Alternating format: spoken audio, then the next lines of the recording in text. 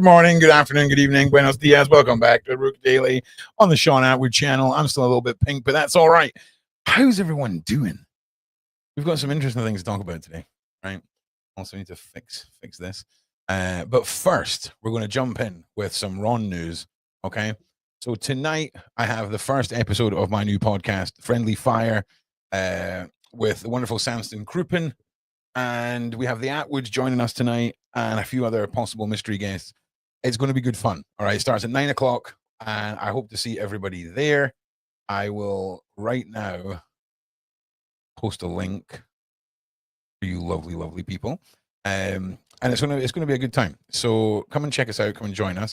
The Royal Mess is returning next week at I think 7:30 instead of 8:30. We have a new John Wedger series starting on a Sunday. We have a mini series starting with Big Homie CC and Beverly. We have a new documentary that should be rolling out Monday or Tuesday for you lovely people. I then have a second extent. I don't know if this is full length. I don't know if this is full length documentary. The second project, and then there's an interview, another documentary. The Nico Klaus 3-part series that vanished is returning. That'll be going on my channel. You have to, if you didn't see that the first time around, make sure you catch that second time around. It is a banger. And give me some likes and shares. That would be super duper. Now, we're in this sort of weird era, right? We're not really in the era. It's been going for a long time. But we're going to just quickly talk about cryptocurrency, right? And the state of crypto in 2024. I'm sure some of you will have heard of crypto. I'm sure some of you use crypto. I'm sure some of you will have seen the travesties, right?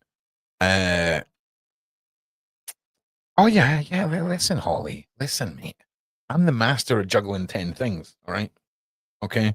So you know for a fact though there'll be at least a couple of daily shows where we've got like the little basket here. So here's the thing though. The beauty thing about my job, right, is even when Nova's here, and even if I'm doing a reduced length of time on the daily show, and things like that, it's way even doing 2 or 3 hours a day is way less of a nightmare than if I had a regular job with no paternity leave. Okay. Yeah. So yeah, it's all good. It's all good, mate. So yeah, crypto. If where are we? Where's lost everything? This one. It's this one. All right. So we've all heard of the Hawk Tuah girl, right?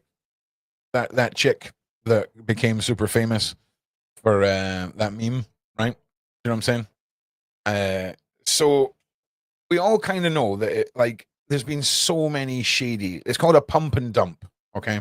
So if somebody starts a crypto coin or somebody is paid to promote a crypto coin and they put that out there and they get people like yourself, their communities to buy, it surges the price of the coin up. And then if you do a bit of insider trading, shall we say, with some inner knowledge and you sell when the coin's really high, you'll make hundreds of thousands or millions of dollars, but everybody else loses everything, right? Cryptocurrency is not a scam. Definitely not. It's not a scam. It's entirely down to how trustworthy the creator of the coin is. Now, just to put in perspective, okay, just to put in a tiny bit of perspective, when they rug pulled this, one private token sale. So token sale is just another way of saying coin sale. One pump and dump sale was for 34.5 million. Okay. This coin hit $500 million market cap almost instantly. Okay. So what does this mean? Somebody has made millions and millions of dollars while others have lost out on everything they put in. So you can see here when the coin launched, it went almost instantly straight up to market cap. And then the red is where it starts pittering down into nothing. and it's wild. Now, what does this mean?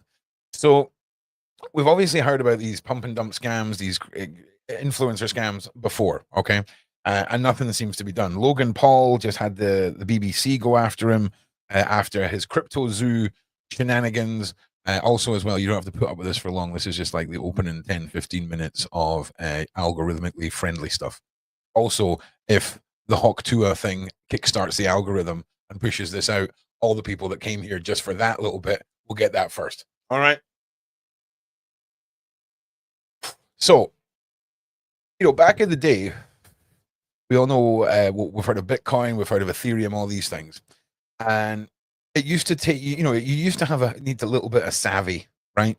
You would need to have a little bit of savvy to make a crypto coin, put it together. Now, now there's white box websites, so you can go and just frame them all up and put them on market. Now, what has happened here is the Hawk Toah girl, whether you believe it or not, has the third largest podcast on Spotify, right? It's Joe Rogan and one other person that are bigger than her. How though?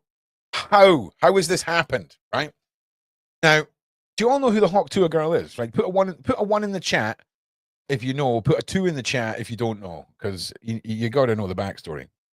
Now, yeah, third biggest podcast, right? So there's no way in hell that Haley Welch, aka the Hawk Toah girl, all right. Oh, some of you don't know. We're going to get to play the meme. Yes. So, okay, let me set the stage a little bit for you, ladies and gentlemen. So, just keep in mind, third biggest podcast in the world. Okay? Third biggest podcast in the world. Okay? What was that? What did you say? What made her famous? Oh, I'll show you. So this is what made the Hawk Toah girl famous. She was on a night out with one of her girlfriends. A creator comes up and asks her a question, and her response is this. What's one move in bed that makes a man go crazy every time? Oh, you gotta give him that Hawk Toah and spit on that thing. Third biggest podcast in the world. Okay? So once that clip went viral, you gotta spit on that thing, right? Once this went viral, okay, the whole world just, all eyes were on her. Then they had people bringing out the Hawk Toah merch that wasn't her, and then a manager came along and was like, "Listen, we got to capitalize on this." So, right, she turns out to just be a regular girl who grew up in like a trailer park, whose mum was, maybe a bit smoking there, and not the green stuff. All right, you know what I'm saying? Goes in a little pipe. You know what I'm saying? So everyone kind of just sort of fell in love with the fact that normal girl says dumb thing becomes famous, right? It's kind of like the most epic tale ever, right? You're on a night out. Just imagine this, ladies and gentlemen, right? You're on a night out. You say one stupid thing, and overnight your life changes. Okay. Oh, Joyce, we're talking about the crypto scam, and nobody knew who the Hawk Toah girl was. So this is the backstory for the Hawk Toah girl. All right, Joyce, just in case you think this is some sort of like reaction channel, like Rebirth, and we're reacting to this. We're not. We're just giving a bit of backstory. So from this to the Hawk Toah podcast, third biggest podcast in the world. I mean, she is a living meme at this point. Now, the problem is, does anybody get evil genius vibes from the Hawk Toah girl? Does anybody think that Haley Welch woke up one morning and went, "Hey, do you know what I'm going to do?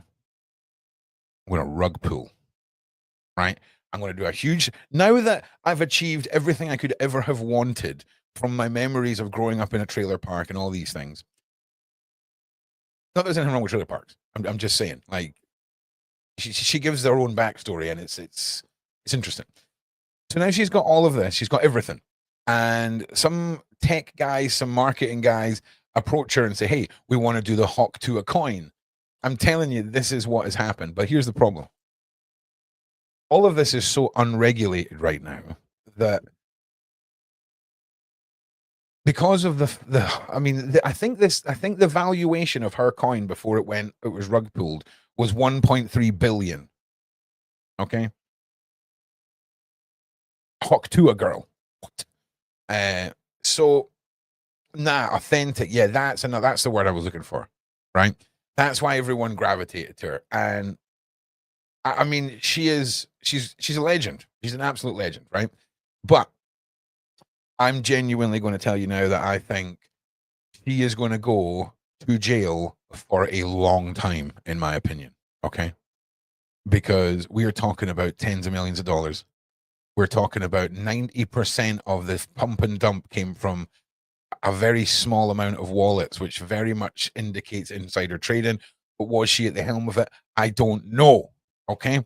Now, because she's super famous, because Logan Paul is super famous, all right, they are going to be made examples of, all right? So Hawk Toah, I swear to God, Hawk Toah's legacy could be night out with the girls, international meme sensation, third biggest podcast in the world, jail. Because the people that develop the coins and the people that have approached her aren't the ones that they're going to go after. They need to make an example. But Ron, surely this can't be coming super mainstream, right? Well, who recognizes this little guy? Anyone recognize this kid? Anyone? I think he's like 13, right? I think he's like 13 years old. And he created a crypto coin on one of these websites where I call it a white box website, where you go on and you basically get given an empty metaphorical white box to make into whatever product you want. And also as well, can I just say, if you did buy into the Hawk Toah podcast coin, like, what were you thinking? What were you thinking? It's wild. So last week or the week before, breaking news: kid makes $30,000 in an alleged crypto rug pull, and he does it live, right? Also, I wouldn't suggest anyone tries to do a crypto rug pull, but if you commit any crime, do not do it live on the internet. I mean, come on. So we're going to watch this. So you got to imagine, right? You bought into this guy's crypto, and then you find out it's this little kid, and he's not looking to make millions. This little kid's just made 30 grand. Do you know how happy I would be if any one of my children scammed $30,000 out of people dumb enough to give a child their investment money? W. Right, let's go. Let's watch. In the volatile world of cryptocurrency, a young trader, colloquially referred to as a kid, found himself at the center of a unique case involving a rug pull scam that captured the attention of the crypto community. This teenager created a token named Quant on the Pump.Fun platform, selling it Pump.Fun. Okay, never in the history of the internet has there been a website called Pump.Fun that children, okay, can access and do things on. That's all I'm saying. during a live stream for 128 SOL, which was equivalent to approximately $30,000 at the time. Wait, what? He said, wait, Wait, what? I'm so confused. What? Oh, Bro. yo, it's nuked. Why is it nuked? No way. Oh. Holy So this live chart that you're seeing where this red line goes down and that kid's bad acting was him in the background dumping all the coin, and is in everyone watching this line go down. Okay, so when you see this green line go up, good, but when the green line goes down, real bad. Okay, this is great. Oh. holy holy You full clip. holy thanks for the 20 bandos. Yeah, he did. Yo. His reaction. So this little kid is talking with the developers, and he's rug pulled everyone and made himself like between $20,000 and $30,000. But then the funny thing is the developers repumped the coin, right? They repumped the coin, and then everyone cashed out and made more money than the kid did. But just to let you know, we live in a day and age where this, and you've got to understand the power of perception. If you've got a really good website that looks like a proper investment company or a crypto-based company, what does that even mean? You've got a nice looking website. Well, little kids like this are out there pumping and dumping. Do you know how much? Do you know how much 30 grand is to this little kid? I'm just saying, like, it's just wild. But again, if you're in a position where you want to invest in crypto and you invest in a child, okay, or the hawk to a girl, I'm just saying, have a word with yourself. So this is genuinely one that if the Logan Paul case and the hawk to a girl case go fully into big boy courts, this is going to be monumental. This is like the court's version of like Man on the Moon, okay? Because the people, right? The people that make the decisions, they're trying to figure out a way of regulating all of this because, like I say, right now it's a bit mad, and people are losing hundreds of thousands of dollars. So, yeah. But it got me thinking, right? So, what happens if you don't rug pull a coin?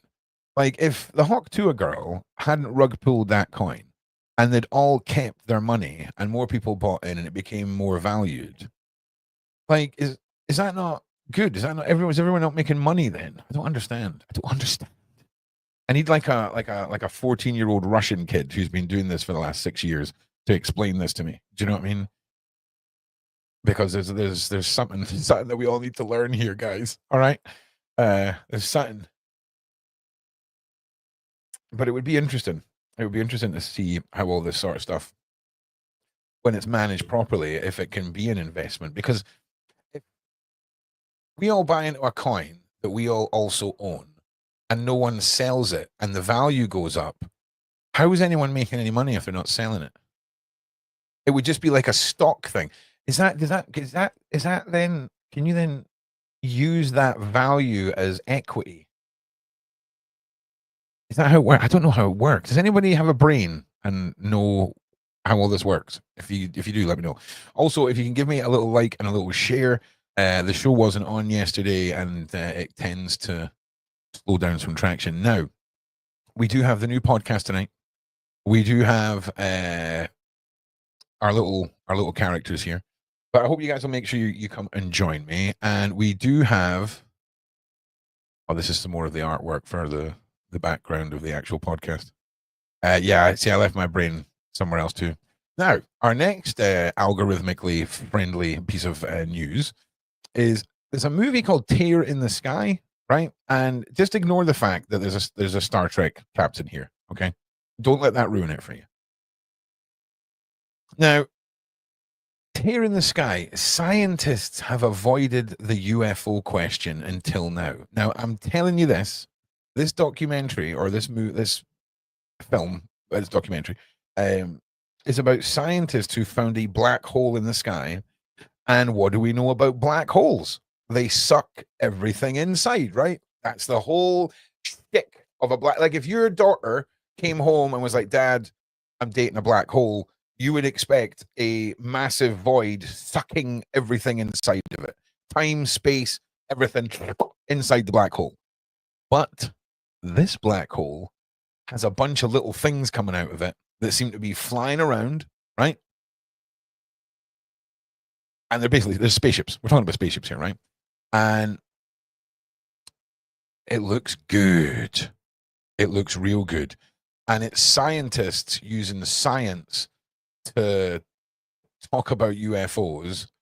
And let's have a little look here. Let's see if we can get some of the money shots. So much of science is just not great television.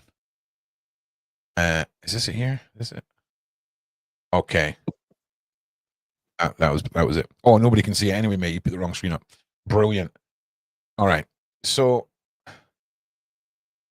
we'll watch through the trailer. If you're watching this back later and this trailer isn't in it, you know that I've had to remove it.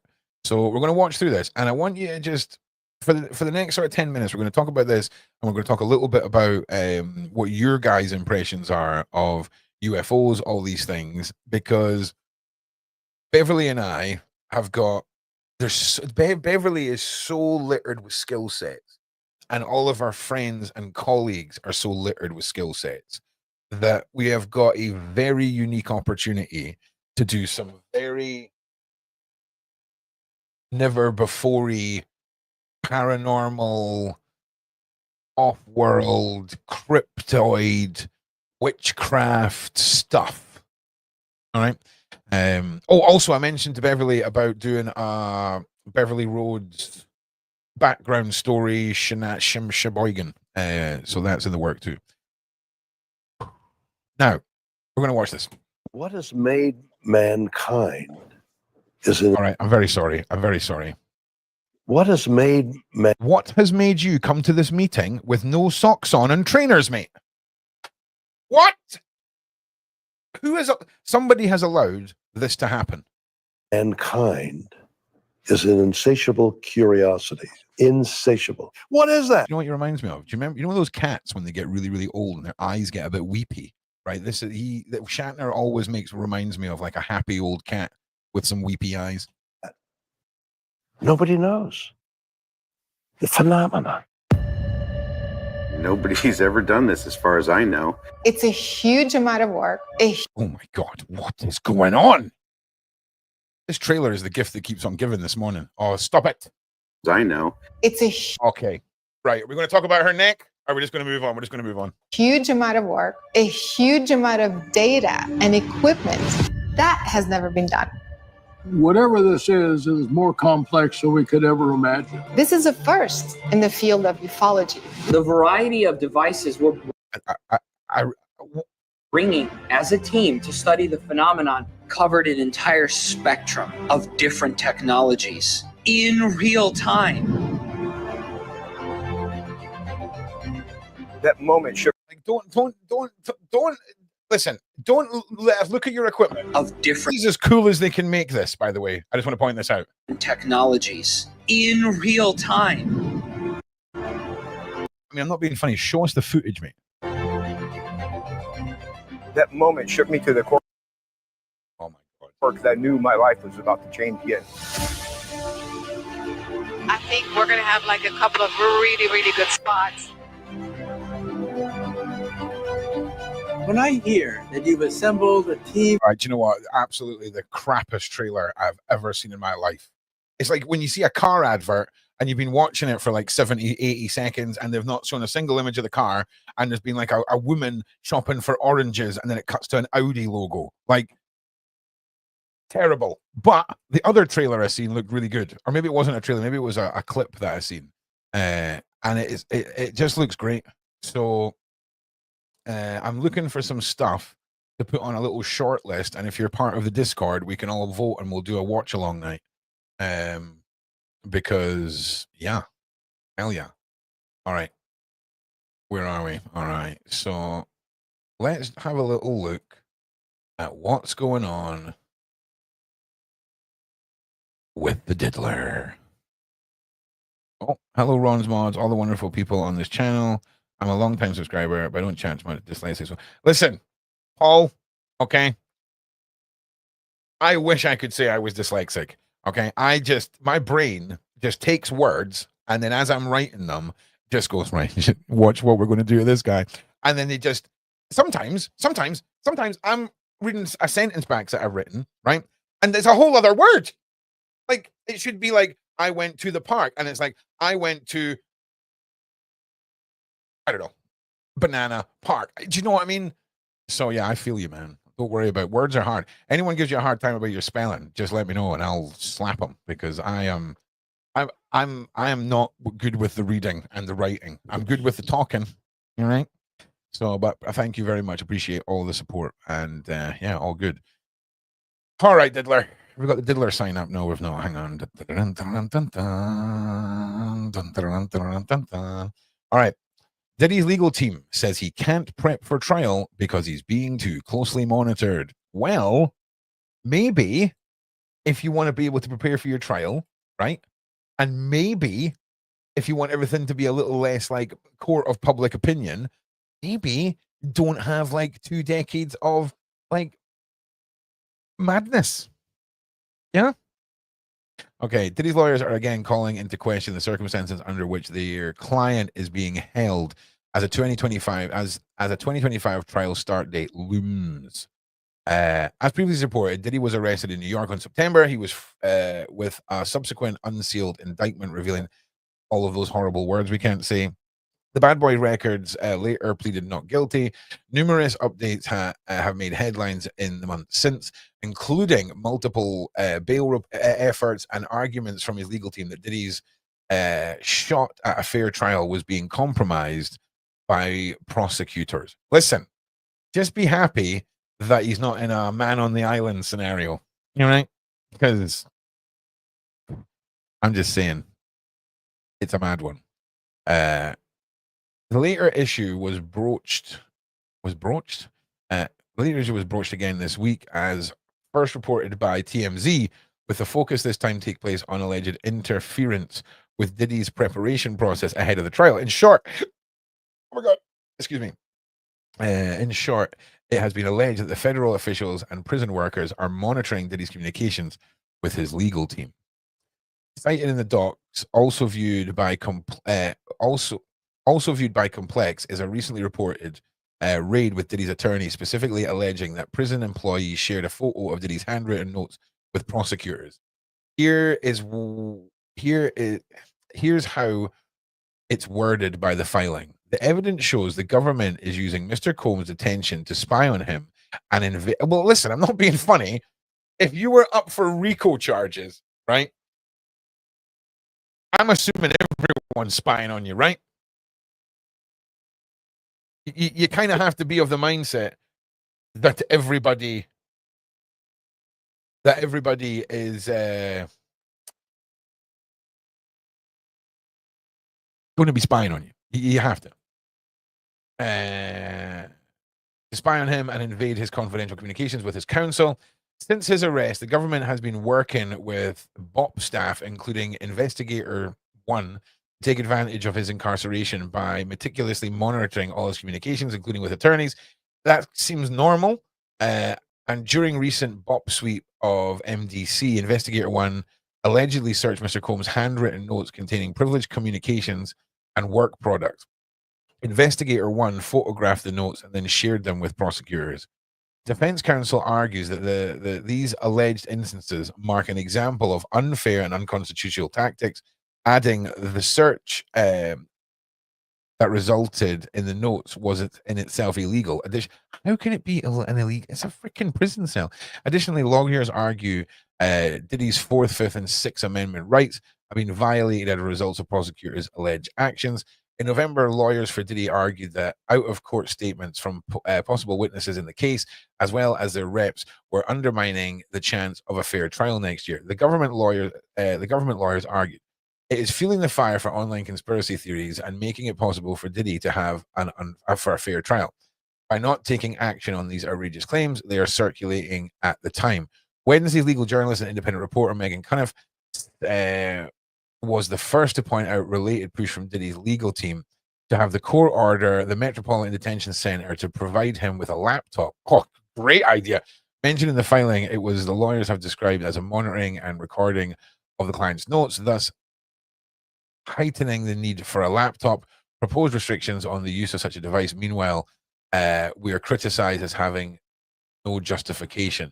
Furthermore, Diddy's team claimed that such restrictions are unique in this case, writing that the restrictions are untenable and, from what we understand, not required of any other inmate on Diddy's unit.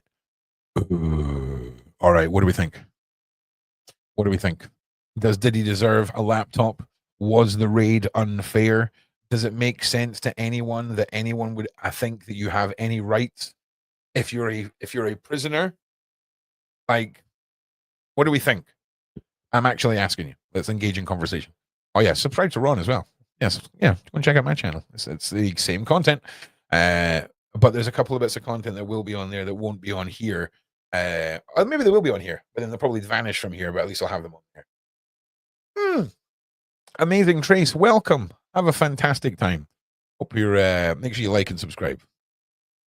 How do you message me or Sean? One moment.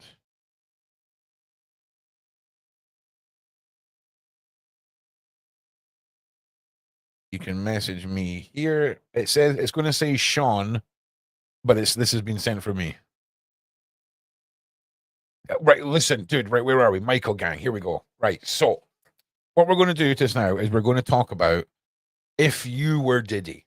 Right, we're not going to talk about the Diddy crimes. We're going to talk about if you were Diddy. Actually, we should probably mention the crimes or the alleged crimes. Right, if you were Diddy, how would you be feeling right now about the court process? And also, in fact, you know what? I'm going to join VC in the members room on Discord. If anyone wants to jump into Discord and you've got a little green badge beside your name, you'll be able to come in and have a little chat with me because I think this is an interesting one.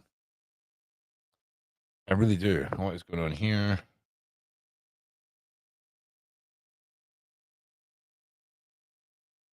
All right. Oh, everyone's live. Jag's live. Mike's live. It's a freaking live fest. So yeah, make sure you guys give me a little like and share as well. What is happening? All Wads just joined the server. Because if it was me, right, I would be a bit like, hey, lawyer, there's a bunch of stuff circulating around the internet that might not exactly be the best stuff to be circulating if we're going to a jury trial, right? Beverly Rhodes as well. Look at that. Signing up like a bouse. How are we? So if I was Diddy, I'd probably be a little bit mad that speculation's running amok, if my cell's getting raided, all of this. But at the same time, I don't really understand how it could be an illegal search. Like, do prisons not have the right to just invade your cell and look for contraband? Can they not just use the contraband excuse? Does that make sense? Or reason, I should say. Because that makes sense to me, right? Yeah, the victims. Yeah, tell you. But I think you should have to follow the rules of the prison you're in, right? So if he was in a super duper ultra max prison where no other prisoners were allowed to have laptops, but if I'm Diddy and I'm seeing everyone working on their cases on laptops or stuff like this, I'm going to be like, where's my laptop? But at the same time, do we really want to hand Diddy a laptop? Do you know what I'm saying? I really don't know. I really don't know. Because just to make sure everyone understands, this isn't a let's defend Diddy conversation. This is just a how would you feel if you were in Diddy's shoes? Okay, maybe you've not done all the horrible things Diddy did. Maybe you're being framed for like killing the last tiger on a safari, but it wasn't you. It was the bad man, right? And you're being framed for it or something. I don't know. But killing the last tiger there ain't going to be no good PR from that. Do you know that was my metaphor? Do you know what I mean? What is going on my phone? Hang on a second. Oh, it's Bev. It's Bev. Okay. Yes, you can. Yes. Love that, Bev. So again, I think it's interesting the way that he is making it out like he's being treated unfairly, because I don't really feel like I don't get like I've watched enough Banged Up Abroad and what's the other one called 60 Days In, the American one, where for some reason someone got a TV show approved where they're just putting people in jail to monitor the jail. And the best part of it is every season they come out with great ways of how to fix the jail, and they're just told that they're wrong. It's brilliant. So if you've not seen that, give it a watch, man. It is Trainwreck TV. I can't get enough of Trainwreck TV right now. I really, really can't. I've been to jail, not state or federal prison, and county jail, and you get zero privacy. It goes with the territory. Yeah, all right. I would. That makes sense, because Yeah, it's a dumb show. It's not so much that it's a dumb show, it's that somebody approved that Yeti Man.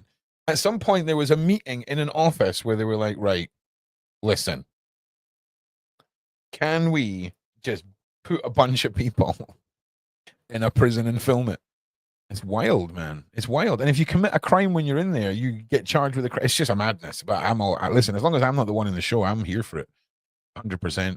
So I can understand Diddy's pleas. I can understand Diddy's, oh, I'm being treated unfairly. But at the same time, mate, have you read your charges, your alleged charges, right? Human transportation, forcing people into doing things with each other for money. Like what we've seen in that video of what you done to your ex, the amount of people that have, under no suspicious circumstances and absolutely no dodgy reason, seem to catch pneumonia. Okay, there's a lot going on. All right, with this man, a lot. I have to say. Now, it's also guys. Oh man. It's also coming up for Christmas, right? Should we not open our hearts this Christmas? No, we shouldn't. Right. So Sean Diddy Combs, Christmas prison menu, far cry from festivities he's used to with 400 million. Oh, are you ready? I'm so ready to find out how bad it's going to be. Sean often talks about or asks his guests who've been to foreign prisons and things like this about the food. You know. And Sean Diddy Combs is spending another holiday behind bars after 3 failed attempts of getting bailed out of New York's Metropolitan Detention Center. I tell you something else, and I'm sorry to just ADHD all over the place today. Hang on a sec.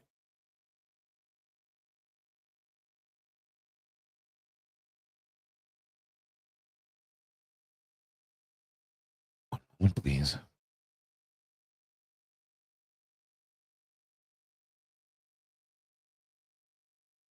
I just want to throw this back into the mix, all right? Because this just happened and then just went away. But we all remember Diddy's friend, the mayor of New York, right, being arrested and then charged with 5-point counts of corruption.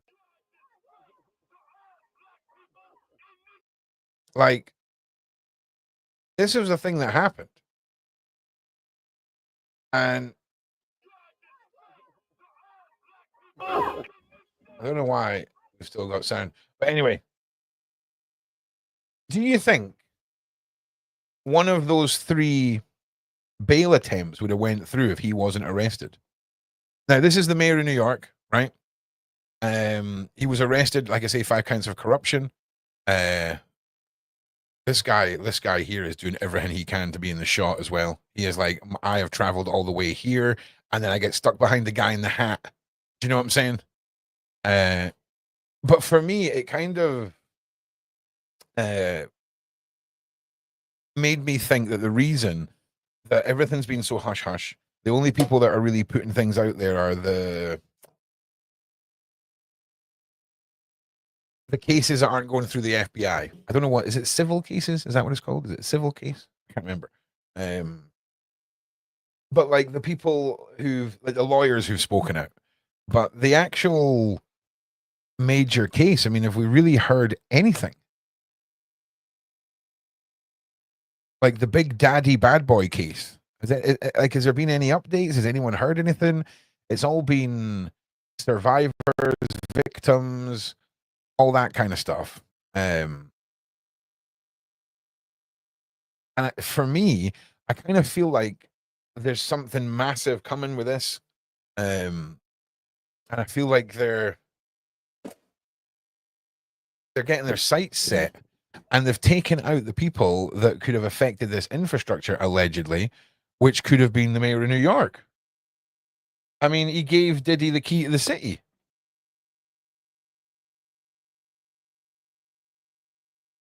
Do you know what I'm saying?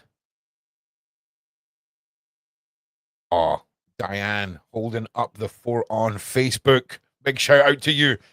I don't see, Diane, do you know what?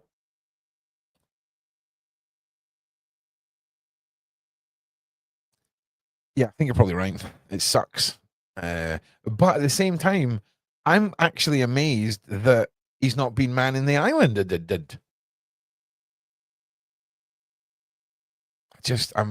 I'm pinning so much hope, right, on this being the one time where all of the people who are part of the cabal were sick that day when Diddy's call for arrest came in. Do you know what I mean? Oh yeah, no sympathy, mate. Oh yeah, no, we're not trying to stir up sympathy. Don't worry. We are going to make some fun of what he's going to have for dinner, though. The 55-year-old last night rapper has an estimated worth of 400 million. It's weird because I googled it and it did say 900 million.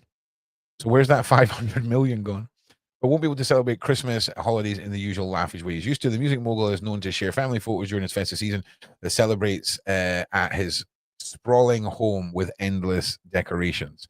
However, he's been behind bars since his arrest on September 16th for charges including this and that, and he's pleaded not guilty to the charge. We know all this, blah, blah, blah, blah, blah, blah. Okay, he's expected to remain behind bars until the trial begins, which is being scheduled for next year, which means the star will be celebrating Christmas in a different way this year, with the jail reportedly planning a number of special activities, including card games. Oh, man. Do not go to prison, people. Do not go to jail. Oh, Amazing Trace has got a question, and we'll get to that. Don't worry. Also, as well, and this isn't, it makes it easier for me if you guys want to post a question. If you do 3 Qs, then question. I'm going to send out the format just now. It just helps me notice things a little bit easier. But I caught that one, so don't worry. Including card games, guys. All right. Federal sources claim the TNC. Okay, here we go. That some of the activities include card games, dominoes, whoa, sporting competitions, and basketball. Oh, that's not going to end well at all. At all. I can guarantee you that is where most of the inmate gambling is going to be over the festive season. Oh, excuse me, over the festive season. And the football and more. The publication reported that Diddy, along with other inmates, will be enjoying Christmas menu consisting of baked Cornish hen. Wait a minute. Is that just a fancy way of saying chicken? Or are those the tiny chickens? Is that an individual chicken? Can we get some Google? Can you give me some reference of size, please? Okay. I can't tell if this is a tiny bird or a big bird. Well, there's a Cornish hen. All right. Oh, I feel like this was like a prison project to raise the Cornish hens.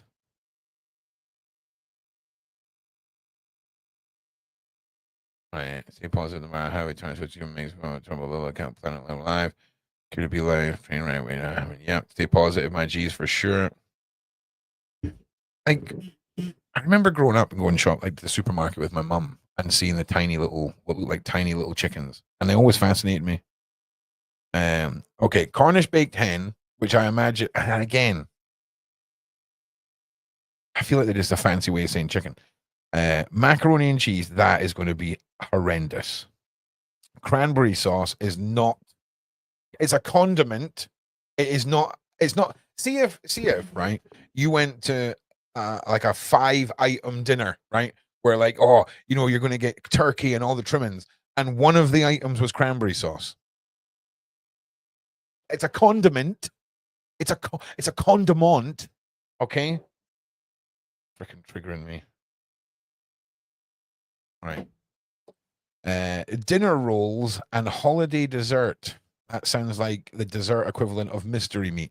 A Metropolitan Detention Center representative previously revealed Diddy's Thanksgiving meal. Breakfast started at 6 a.m., included fruit, cereal, and pastries. The inmates were served their choice of turkey roast or hot or sour. Oh, no.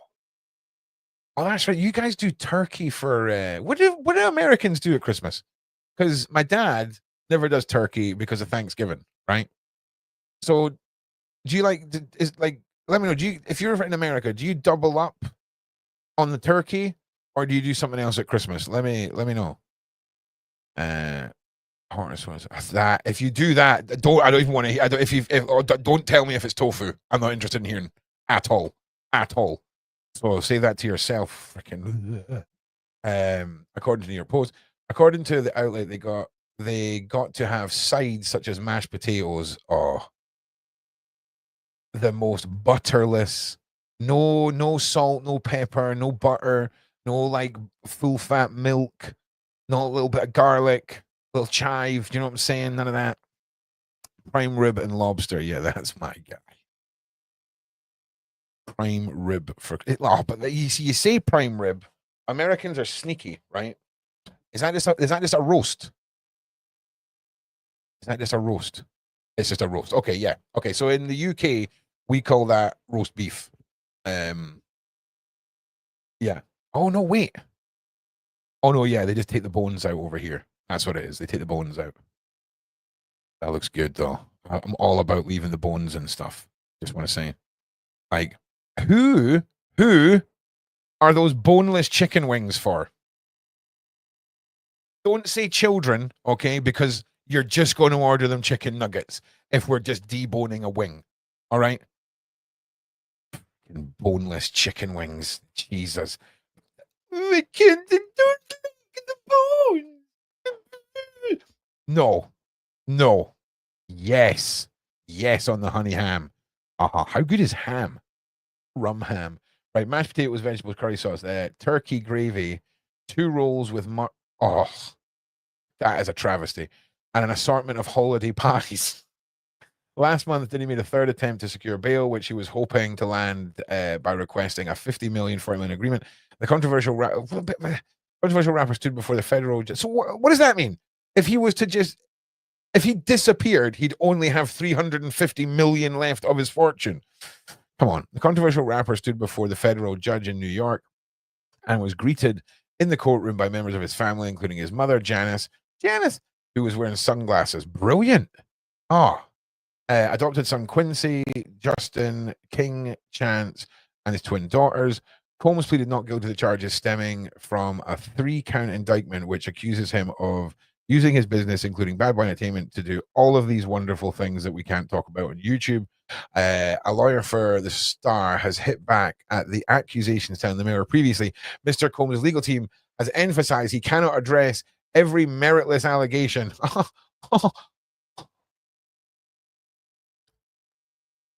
Wild. In what has become a reckless media circus. If I was Diddy, that's exactly how I would feel. Exactly how I would feel. Okay. But at the same time, Neener, I hate to break it to you. So Diddy, Christmas in prison. Everyone else has got laptops. The popo are coming in his cell and taking his little notebooks. Sad time. Sad time. How miserable is that building, by the way? Like, if there was anything that looks, it's just so bad. It's so bad. Okay. Okay. So, I can't wait for Christmas, by the way. And I will tell you about my Christmas cooking in a minute. So we spoke about this the other day. This was the whole concept that if he'd done a better job with the Cassie lawsuit,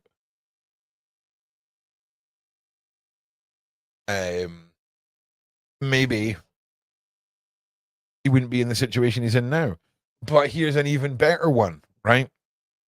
It suddenly clicked a couple of days ago why Nats was like, why Natanya's so obviously she got shot in the face. You're going to be passionate, right? But like, if Diddy had went to prison back then, like, think how different all of these alleged people's lives would be. Do you know what I mean? It's kind of wild. It really is kind of wild. To think like that. It's the butterfly effect, isn't it? Put one in the side chat if you've seen the butterfly effect movie. I didn't even know what the movie was, and I watched it and I was like, this is groovy. One in the side chat. But we have to think that if corruption hadn't played a part in it, he would have went away then. We're talking about a situation where a woman was shot in the face in a nightclub full of people. Okay? So if the corruption is to that point where him and his girlfriend at the time allegedly walked free of any wrongdoing, and we circle back to the mayor of New York being arrested, does anyone have that little subtle whisper of hope that my thought process on all the people who were, part of the cabal were off that day? And we may be edging close to something that we've never seen before. And yes, the other side of the coin too, it could amount to nothing. Okay? You could get away with it all. Who knows? But does anyone feel that? Oh. Hang on a second.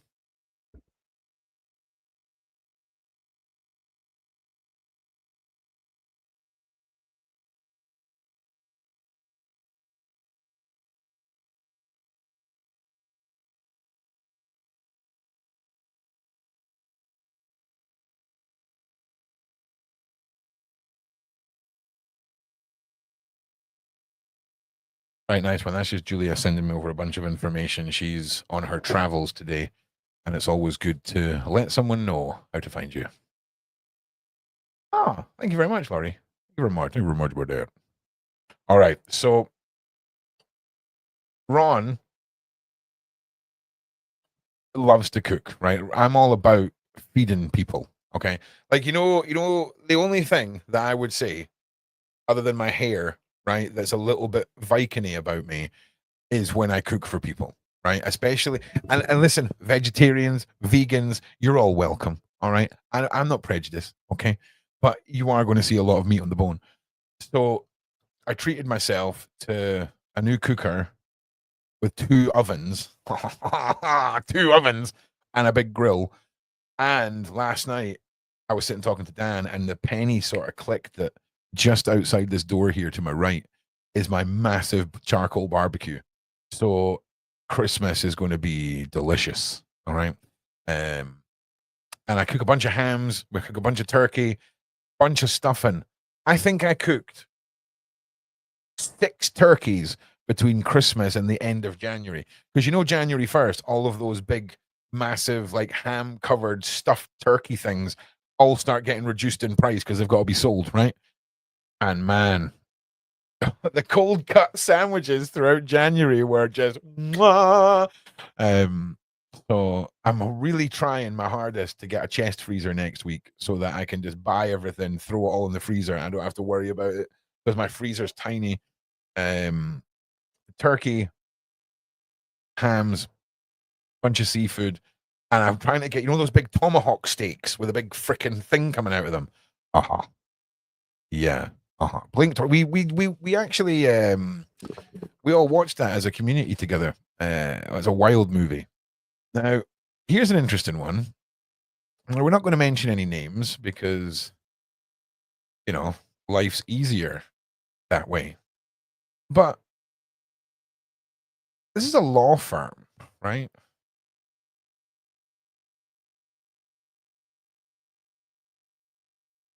Okay. There we go. Let's have a look at their website. Okay, I mean, as far as lawyers go, this guy looks like lawyers be lawyering. All right. We are. Oh no, that's the follow button, right? Top NYC lawyers fighting for victims of this horrible thing and all of these horrible things. I can say accountability. There we are. I can say that word. And they put out a tweet. Now, they're apparently the ones who are representing the Jane Doe in the Diddler case, right? The Jane Doe who was lying on the table with the sushi, and in that picture that got blurred out. And they put out this statement. A woman has recently come forward claiming to be our client, Jane Doe, who asserted claims of gender-motivated this against Sean Combs. Javier, Pierre, and others. Okay, yeah, Sean Combs, Harvey, Pierre, and others. She is not the individual we represent in the pending lawsuit. Our client's identity remains confidential. What? What is going on? Like, what is going on in the whole realm of this case? Right? I was talking to Maggie yesterday about there's creators who are currently being accused of trying to pressure individuals. This is all allegations. Pressure individuals into sort of saying things that maybe far-fetched or blow things up out of proportion, whatever. But here's the thing, like, something happened to that girl. Oh, yeah. Danny Tragos. You naughty. Naughty. Uh-huh. Oh, God, as soon as I read brisket, man. Oh, man. I tell you something, right? I could live and die a happy man in the American South. I'm telling you, right? Our flavor palettes line up just so well. And then you've got all those, what is it, county fairs? County fairs in America, where it's like, I've never seen anything like this. Like, you think of like fairs and things like that in Scotland, and it's a lot of the time you feel like you're at like a glorified car boot sale. But these county fairs and the food and the deep frying. Oh man. Oh man, the deep frying. I don't understand the whole concept of deep fried butter, right? Can someone please explain to me? It's not just butter, is it? And if so, what are you thinking? What are you doing? What are you doing?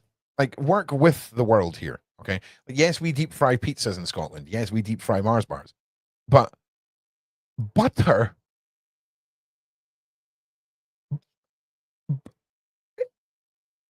I just don't. I mean, I get the whole concept. Melted butter, yummy, right? So is it dipped in something that the butter then melts and absorbs into the outside?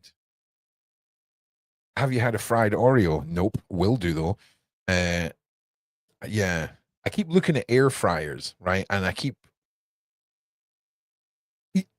like, air fryers are just revamped convection ovens, right? Like, I feel like somebody was speaking to like their niece or like their young daughter or son, and was like, "Hey, convection ovens," and they were like, "What are you talking about? What are you talking about?" And he's went, "Oh, they don't know what these things are. Let's rebrand them and make them look like little spaceships and call them air fryers." That's what's happened, isn't it? That's basically what happened, right? It is just a convection oven with a new name in a cool little new layout, right? It is, right? I'm just saying, man. Somebody has cashed in on the air fryer. Deep fried Lorne sausage. Uh-huh. In fact, you know what? I'll take you one step further, Cameron. Okay. Go to Dobie's Garden Center. All right. Go to the little farmer's market meat butcher place. Okay. And there, for £1.50 a slice, is the greatest Lorne sausage you will ever try in your life. They cut it about 3/4 of an inch thick. Oh, yeah. It's got the cow's name stuck on the side of it, mate. Do you know what I'm saying? Well, listen, Laura, you've got to take the pizza. Has to be one of those like $2 pizzas that you get out the fridge with like the plastic packet on it, right? You open those up, you get like a nice tempura batter, right? Dip the whole pizza in the tempura batter, throw it in the fryer, mate. Pizza crunch. Welcome to Scotland. Yeah. All right. So I just wanted to put this up here because it's very easy when, metaphorically speaking, somebody puts a story out there and later on you find out that the foundations of this may be not necessarily factual. We're either talking about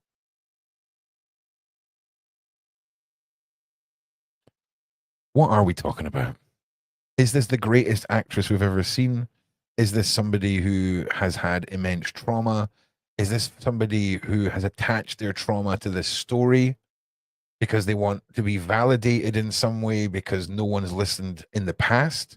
That could be a thing. Is it a mental health thing? What is it? Because I'm telling you right now, and I said this yesterday, the YouTuber who broke that story, if they were not well versed in handling and interviewing, knowing and being around survivors, and I'm sorry to say this, survivors, I mean that across the entire scale of recovery, from recently beginning recovery right the way through to fully broken through and have rebuilt themselves. And sadly, if you're not capable of looking a survivor in the eye and saying, we need to sort of line up some dots here, you know, are you being truthful with me? It becomes an incredibly difficult mindset if you have not come to terms with the fact that people make things up. All right? Not everybody, but when it comes to due diligence, you have to kind of do a little bit of that. And for some people, if you were in a room alone with that lady and she broke down the way she did, no one, I don't think anyone was in that moment would question anything she said. Does that make sense? Butter is frozen. All right. They dismissed J. Doe's case. So, oh, thank you, Christy. Appreciate that. Well, you see, the thing for me is my brain is so in the world of balance. Like, I don't want to just hear the good stuff. I don't want to just have the smoke blown up my ass. I'm here for both sides, and I like to look at things from both sides. So, for example, it's easy to point a finger and go worst case scenario, worst case scenario, worst case scenario, because it tends to be the easiest one to go to. Whereas it tends to be the harder option to look at things critically and try and get to the actual bottom of something. But from a content creator, if you've put something out by accident, or you've been in a room with somebody who has sold you a story, all you do is make a video recanting the story, apologizing, showing where you've went wrong, showing how you're going to improve it, and you move on, right? Like, the whole situation is just fascinating. But fascinating for the worst reasons possible. You know what I'm saying? I have ads playing over my voice. Are you serious? That's YouTube. I've not done that. Oh, a bunch of little scamps. Excuse me. Right, we're approaching an hour. Okay, so what I'd like to do is play you all the trailer, or the teaser, I should say, the teaser, for my documentary. Where's the button? There's the button. All right, these are all memes. You don't want to worry about up at the top here. Okay. All right, so this is a teaser for my new documentary featuring Big Homie CC, Beverly Rhodes. There is snippets with Jaguar Wright, my interview with Nico Klaus. There is a lot in this, and it's been edited in a certain way. The whole vibe is not a YouTube video. So I hope you enjoy. And yeah, maybe slight trigger warning. So along this path, I grew up in the church. I ended up spending time to Catholic schools, Catholic churches, and stuff like that. And they have a prayer. The prayer is, Holy Mary, Mother of God, pray for us sinners now unto the hour of our death. Amen. Now, one day, me and my partner ended up at a confessional. And a brief conversation with the Father had them come out, sit us down. We ended up having some deep conversations. Now, one thing he conveyed to me was that he is a licensed exorcist from the Archdiocese. It's a short list of people.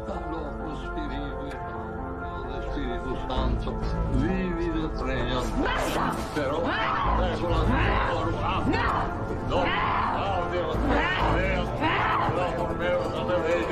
Tenga stretto lei qui. No, benedetto Dio. Mandala via!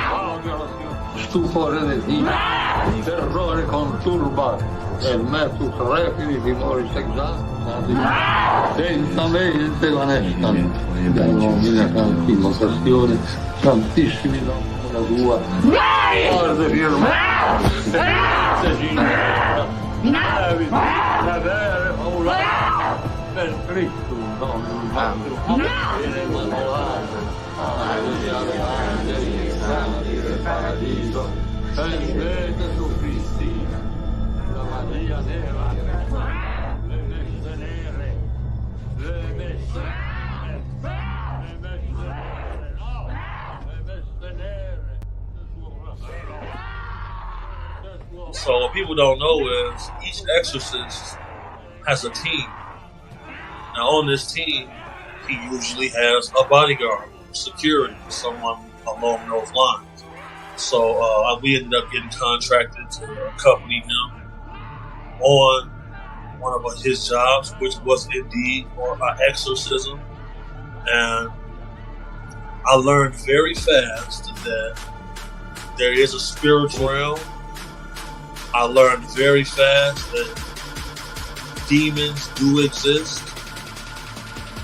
This is madness. This is...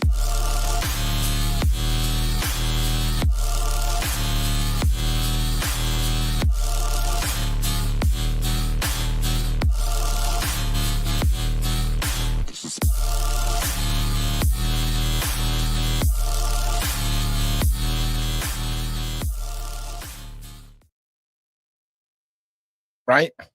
Spicy. If you're on the Discord, yesterday, the lovely community were kind enough to join me for a few playthroughs. We watched the first 10 minutes, and then a handful of people last night watched the first half an hour with me. I'm going to be doing that again. I want to be having a little tweak of it this afternoon.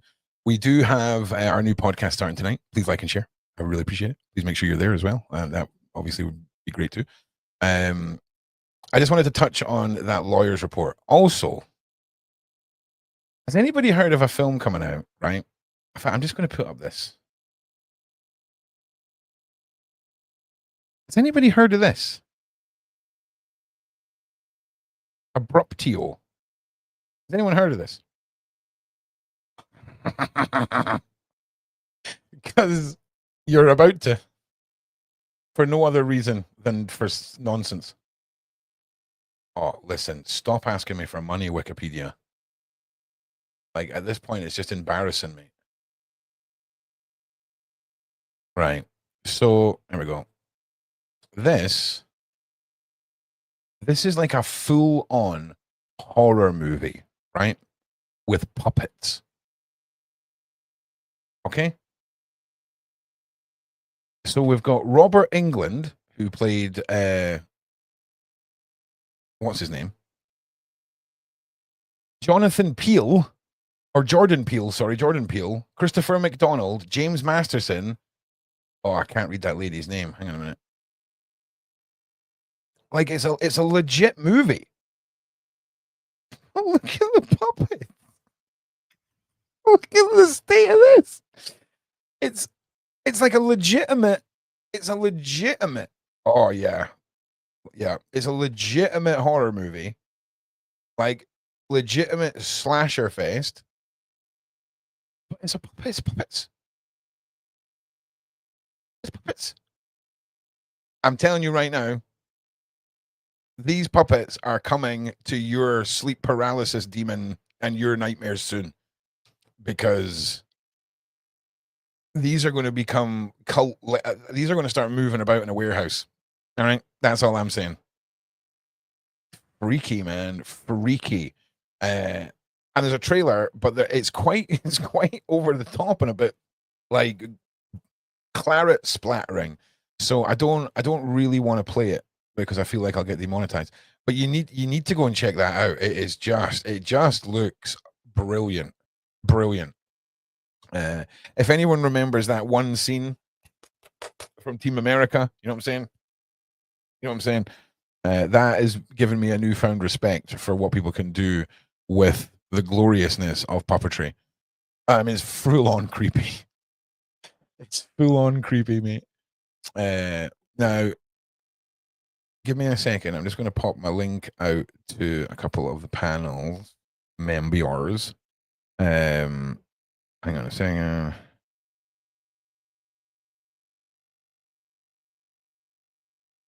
Okay.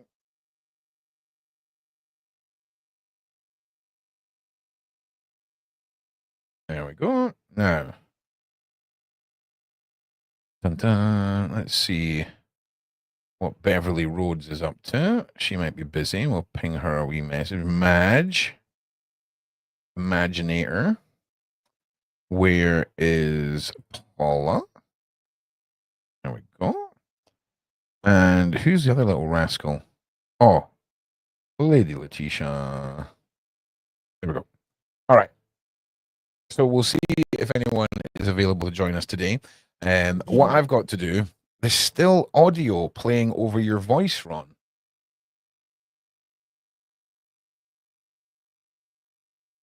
Okay, there's nothing open there. Is something just randomly playing? I would hear it, right? I would hear it. Oh, man. Angela, listen. Okay? If you're hearing voices,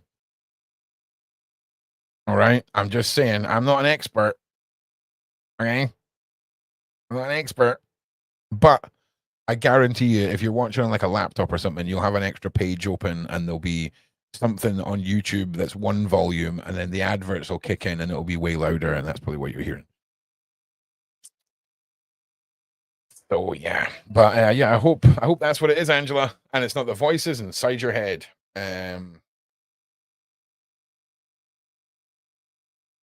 All right. Oh, Susan, that is something that we will talk about on my channel, Susan Ralph. I've been working on something for a long time regarding that. A long time.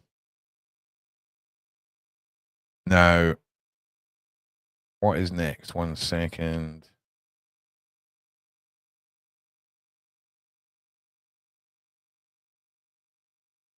One moment, please. Yeah, so oh yeah, is it this? Is it this? I think it's this. All right. So what is coming next for me anyway today? I'm gonna try and get this the occult doc. I want to get another wee bit of that done. Then I've got to go and sort some stuff upstairs in one of the rooms that is just needing sorted for when Nova comes. Do you know what it is? It's literally all of my collectibles in boxes and stacked on shelves that Dan has been told do not touch the collectibles. And oh man, hang on a second. That is some words, right? 1 second. Sorry, I am terrible with names of places and people. I think I know exactly what this is.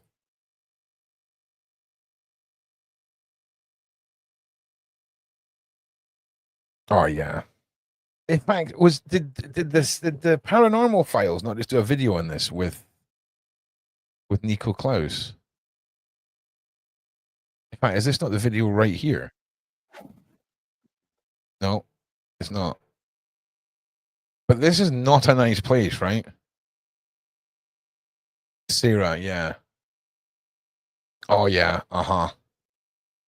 The Belgian playground, man. Oh man, yeah, this is the place. Let me get the video. This is grim. This is grim. I swear to God, if this is the place that they just done this video of. Paranormal Files, a month ago. Yeah, here we go. This place under fucking lock and key now. So, the guy that he's here with.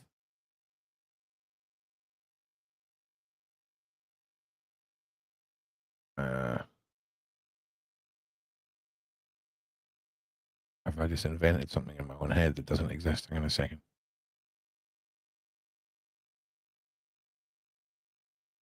Paranormal. Oh my God, be quiet. Yeah, all right, relax. Okay. Okay, no, it's this one. It's this one. So, it's this one. It's Nico. That's Nico Klaus. For example, blood. I don't know if this is the same place, though, is it?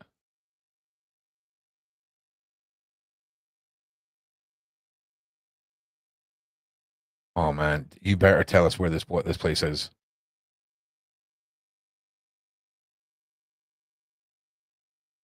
Belgium. Yeah, man. Is that it there? Is this the same place? I don't know if this is the same place.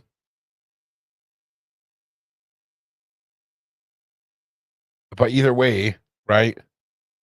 Creepy castles, man. Yeah, you can see the name here.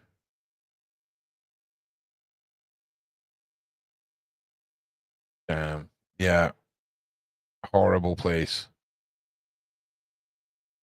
That's maybe another one for us to watch on Discord as well. Because we need to talk about these places, man. People need to know. People need to know the history, the darkness. Because all of the people that get caught up in these horrible histories, these monstrous places. Freaking Nico again, man. On freaking fire. Look at the guy. Look at the guy. Yeah, I've got like a 3.5 hour long interview with this guy. He's known as the Vampire of Paris. Very much sees himself as a living monster in the world of the occult. He's a fascinating man. This is France. Do I keep saying that it's not France? Do I keep saying, is Belgium not in France? No, it's Belgium's a country, right? What am I thinking of? Belgium, I don't know. Either way, bad. All right, bad places. Right. Give me a little like, a little share if you can, people. I'm keeping it.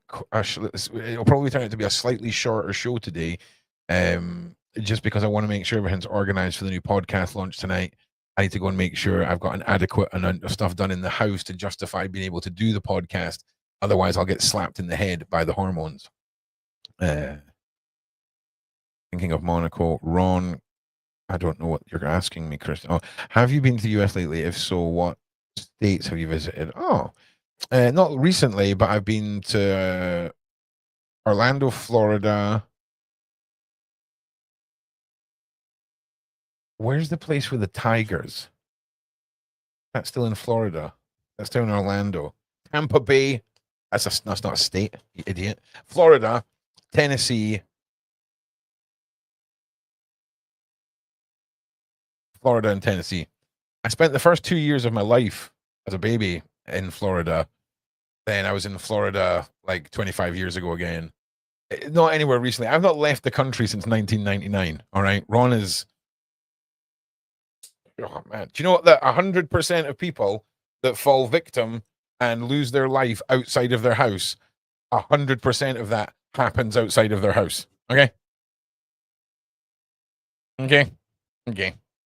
I lived in Tallahassee. Yeah. Also, can I just say, somebody during the occult trailer said that the woman looked like Timmy from South Park. That was beautiful. I've been to the Smoky Mountains. Tennessee is one of the maddest places I've ever been in my life. And the big strip where the Smoky Mountains are, where the Believe It or Not museum is with that big mad ball outside, right? There was a 5-floored shop. Okay, you got to remember, I'm 16. I'm from Scotland. Okay, we don't have these shops. A 5-floored weapon store. Okay, I spent hours in that shop, hours and hours, just in amazement. Okay, in amazement. I'm pretty sure there was a briefcase that like fired knives out the front of it. There was belt buckles with like little shurikens that go in and out the side. Oh, it was amazing. It was amazing. It really, really was. Like blowpipes and that. And I'm like, how can I get these home? Because you got to remember, this was like way before 9/11. This is like 25. Wait, was this way before 9/11? Yeah, it was a few years before 9/11. Yeah, now that I think about it. How old was I? Was I 16? Can't remember.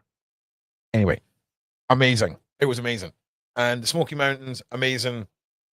We stayed in like one of those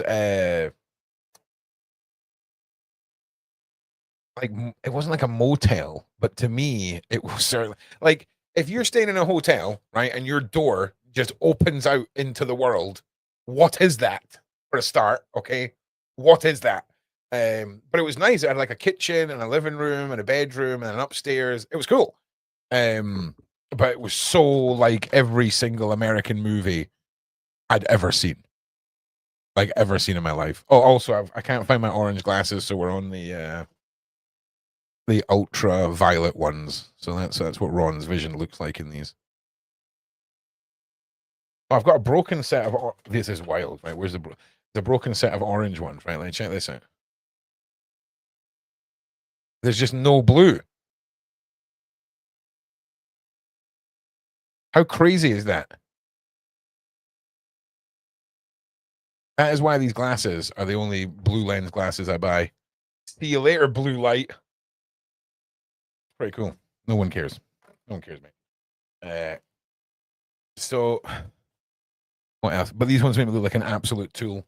Like who sits on the internet like this? Okay. This isn't the freaking Blues Brothers, you know what I'm saying? Ed Bundy merch. Oh, I'm working on 2 bits of merch right now. The clumsy giant and a bit of a fairy. They're amazing. They're so good. Like I'm so happy with them. And I think Maggie's coming to join us. Chris Todd. I'm not allowed to talk about Chris Todd. Sometimes people get a bit sensitive. All right. So we'll just leave it at that. All right. Why have we just got Nico on the screen looking like he's mid-sentence here? So I think for me, like I say, this whole discussion on whether or not how I would feel if I was Diddy, right? I think the list of allegations is just too long for me to even remotely even try and sympathize with this man. The video of what went on in that hotel sort of speaks wonders. I said this before. That ain't your first time doing something like that. And you know the video I'm talking about, Diddy, the hotel. That's not day one of doing that to your partner.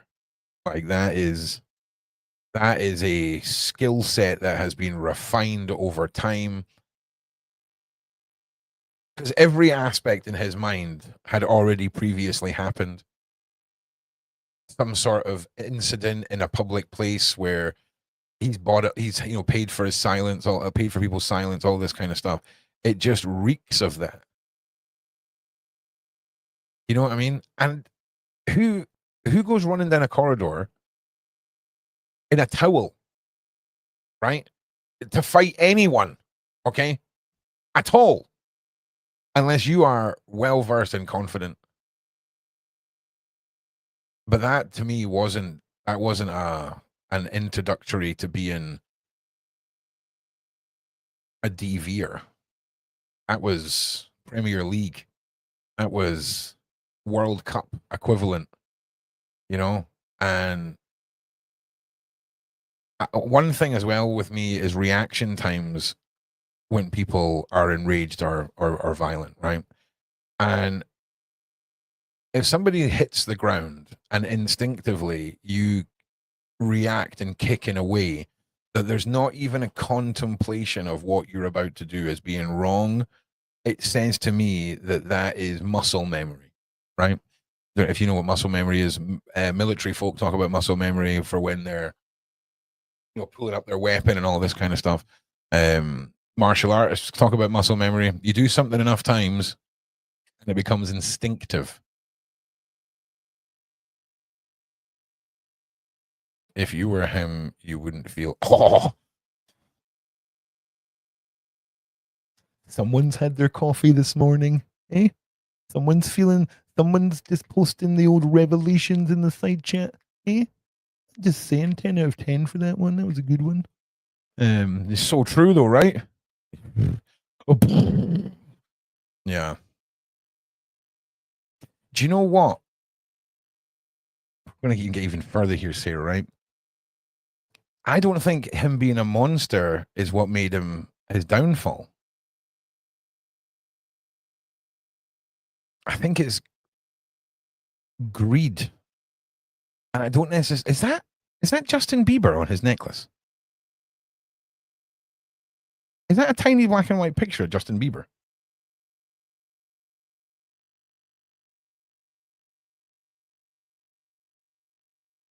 Is that what I'm looking at right now? I'm okay, Donna. Yeah, why? Yeah, I'm okay. So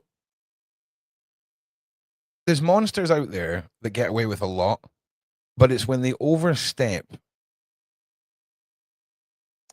in their want for whether it's control, whether it's a body count, whatever. It does look a lot like. Hang on a minute. Let me try and find that picture. I feel like I recognize the picture. Oh God. Hang on a second.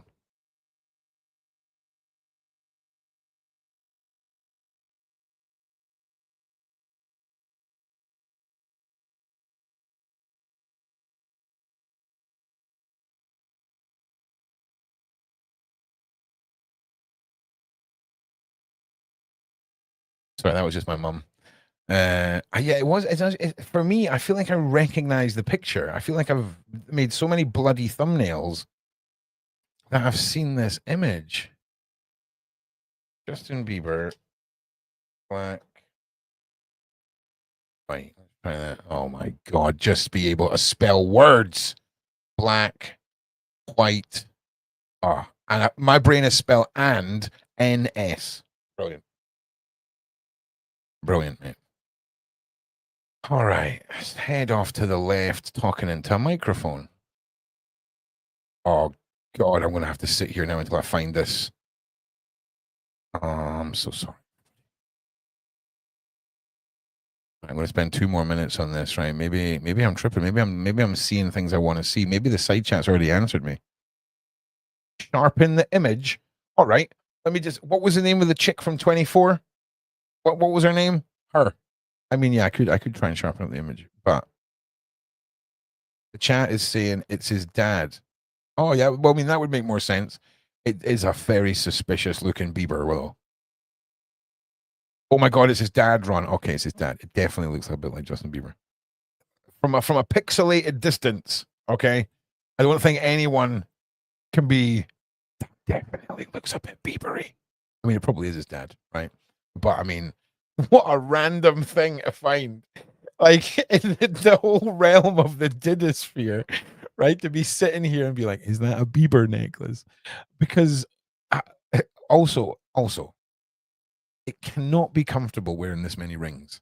Okay, like I couldn't even imagine using a mouse, okay, with this many rings on. It just seems impractical. And then there's like the whole number 2 scenario, right? It's just it's just not, nah. One big knuckle duster ring makes more sense than a whole bunch of loose rings to me. But yeah, that's a random one. I'm just making sure we've not missed anything.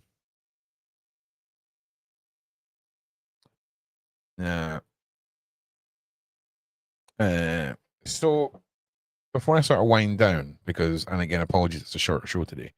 I'm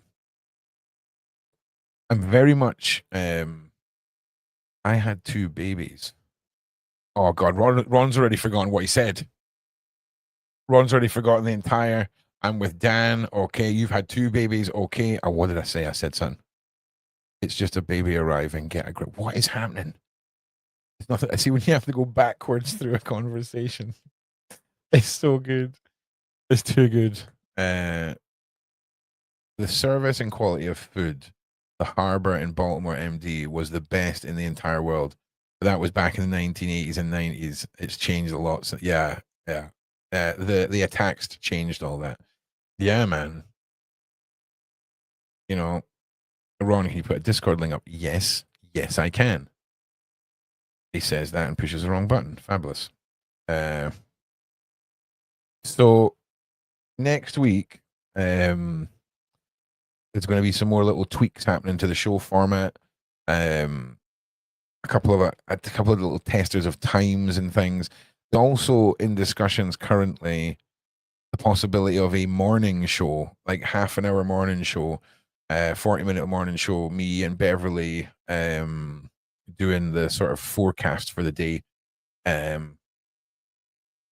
mystically speaking. Oh, my birthday on Wednesday. Yes, Queen. Nice. Well, we need to make sure that we don't forget about that. Putting a gold chain on a pig springs to mind. I don't know what you're discussing, what that's in reference to, sir.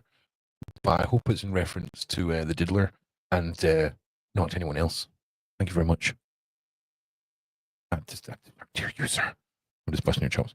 I thought Madge was coming. Yeah, I think Madge is coming. Let's have a look. Oh no, there's other stuff that we can be talking about. I don't want to get into another half an hour of me sitting ranting because 1 minute. Let me just double check Twitter as well, because oh, that's me. Yeah, that's me. All right. Oh my god. So I can't play it, right? But if you all heard the Christmas song by these three ladies, it's so funny. I'm gonna repost it. It's too good. It's too good. It's too good. But the show tonight, make sure you tune in and watch it. The first episode of Friendly Fire. We have the Atwoods coming on tonight. We have a couple other individuals, and of course my co-host, the wonderful Samson Crouppen. It is going to be a good time. But let's fire. If you've got any questions, in fact, there was some questions. Oh, here we go. Now we've got some easy content. I'm a conspiracy theorist, and I've been down the rabbit hole and research on the dark web. It's pure evil. The world is about to be shocked and heartbroken, to be honest. Well, amazing Trace. My YouTube career, shall we say, started off on infiltrating dark web criminals who transported humans and children, done horrible, torturous, hideous things to children, sold the content of that, and my job was infiltrating and destroying their websites, taking down their ability to make money, infiltrating their customer databases, and a whole bunch. I mean, I say me, there was a lot of us. But I exposed a lot of people. In fact,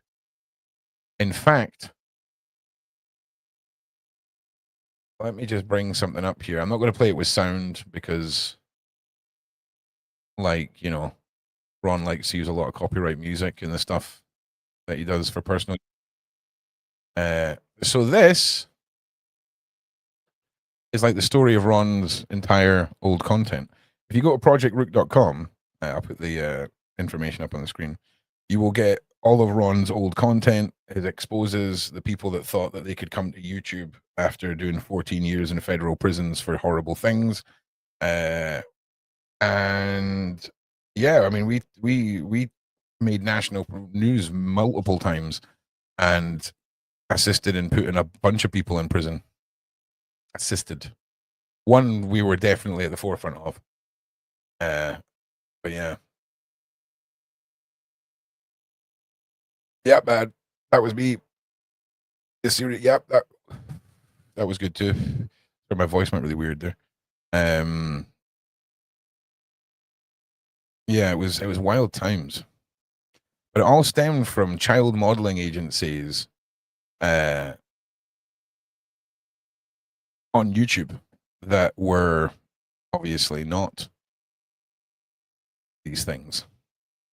But if you ever hear me the story of me getting sent the cease and assist and then me wiping my backside with it and mailing it back to their lawyer. This was the company I did that to. It was in a video. I mean, obviously, you know. Why did you stop? I've never stopped that work, Helen.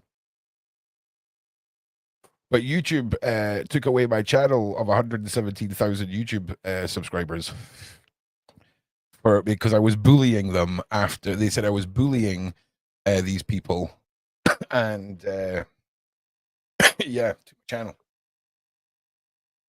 But hey, that was when I was about to take on Hollywood, and mysteriously after I uploaded a trailer, everything went kapoof.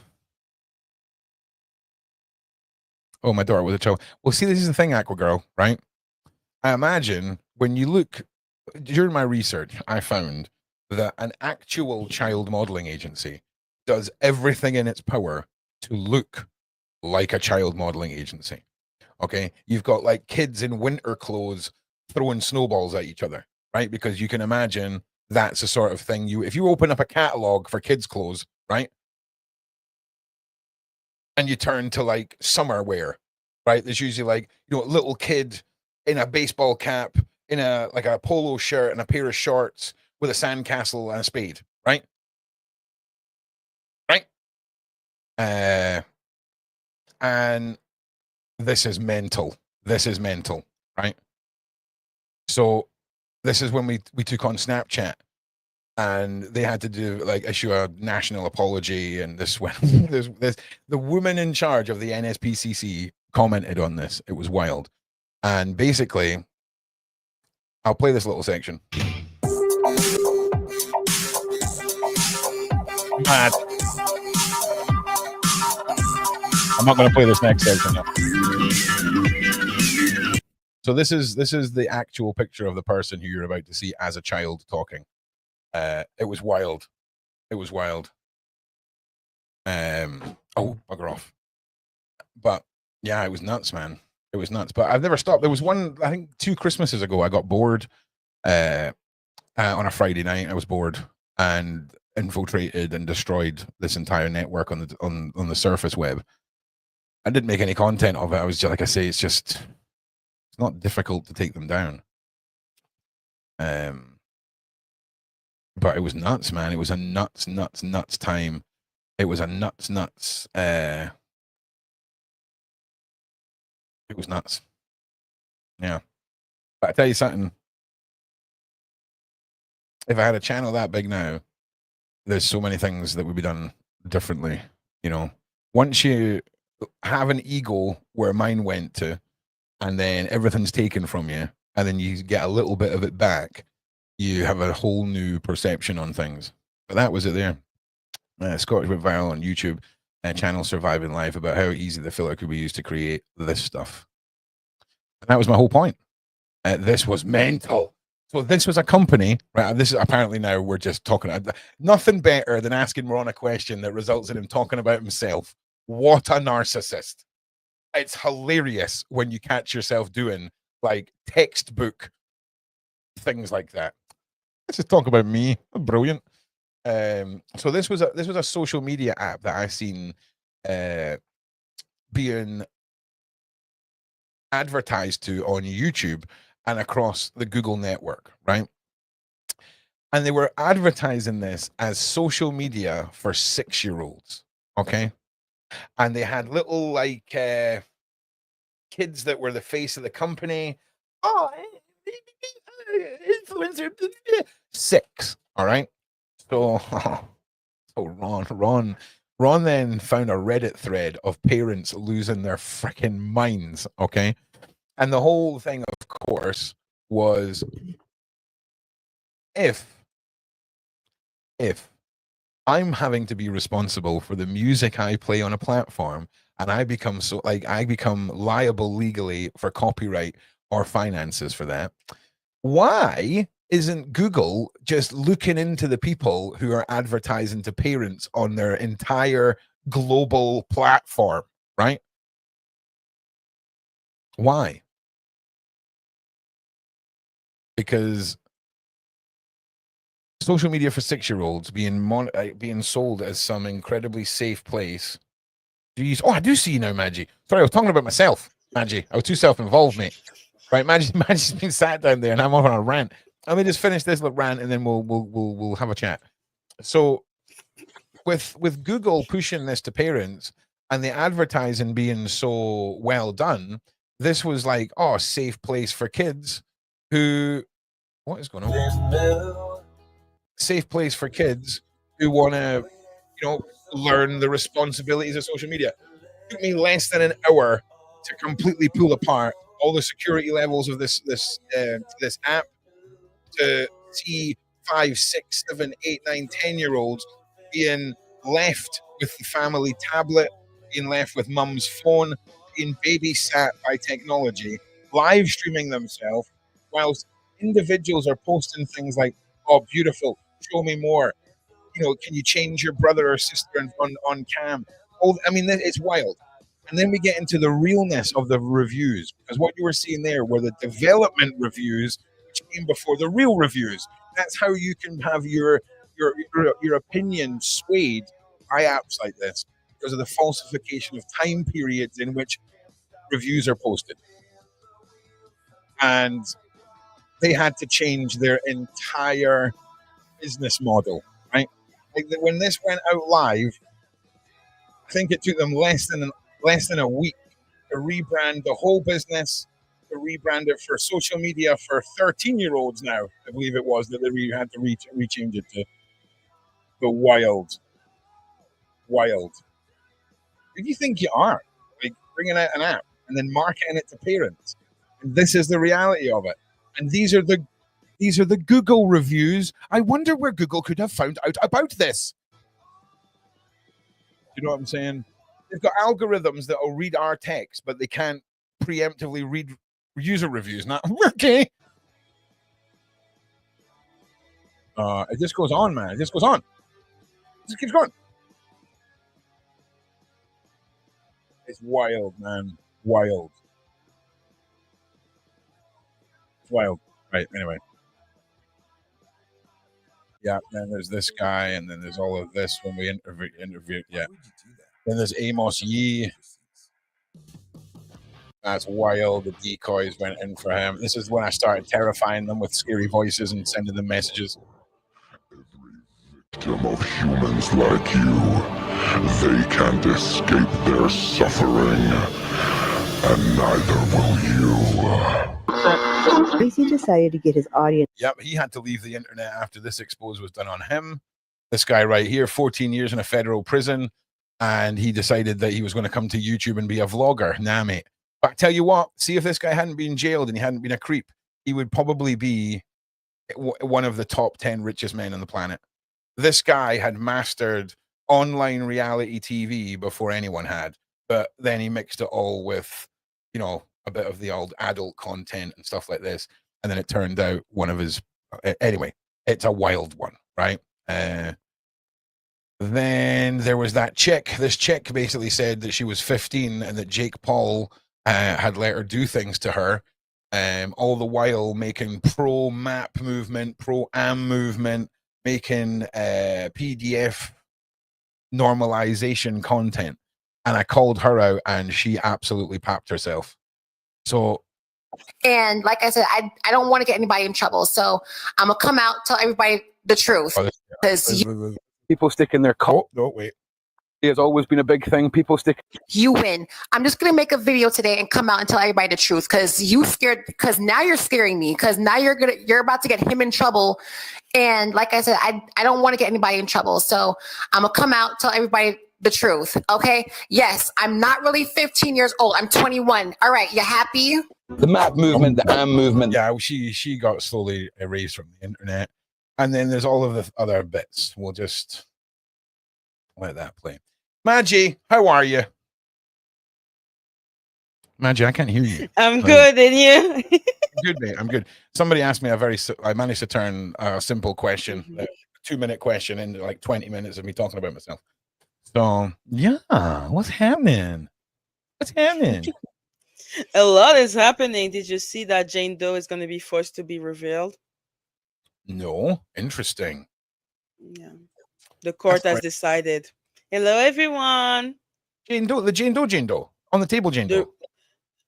no, the Jane Doe who has a lawsuit with Wigdor. Is that not the Jane Doe who DJ? Yeah, that's the right one. Yeah, that's fine. Yeah, I'm with you. So they're going to they're going to force her to come. Why? That doesn't sound right. Why can they do that? I don't know, because Diddy was basically requesting it really hard because he said that then it would be a problem for his freedom of information, and that like they know him but he doesn't know them. So how can he prepare himself and blah blah blah blah blah. And then it was granted. Damn. Yeah. Is that normal? I don't know. Like if it was you or me in jail, would we have been granted that?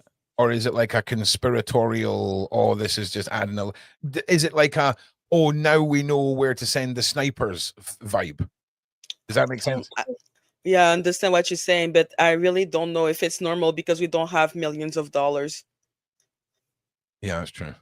Well, I was asking the question earlier. If I was Diddy, right, how would I feel about how everything's being handled, right? But at the same time, he's complaining about things that seem obvious to not still be his rights in prison. Yes. Like cell raids, contraband, reading of documents, all this stuff. Like, I don't really know how you plan a case in prison. I'm assuming that's in the movies where the guy goes to meet with his lawyer in that wee room. I'm assuming that's where it happens, right? Yeah, exactly. Like he's really trying the hardest that he can to, I think, delay his trial so that he put them, because if there is a problem, then the trial cannot go through. Okay, here we go. Hang on. It's not normal. The young lady has been fighting for over a year to stay anonymous, and she's now forced to come out because of all the foolishness that's going on. But see, I can see how. Is that why though? Is it because of people talking on the internet? I don't know if that's even. I don't know. I just don't see how that could be a thing.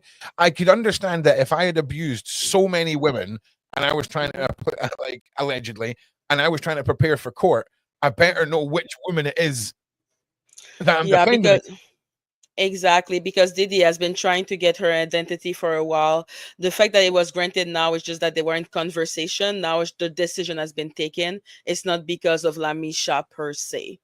So maybe Lamisha had something because, you know, Wigdor had to come out to basically say that she was not their client.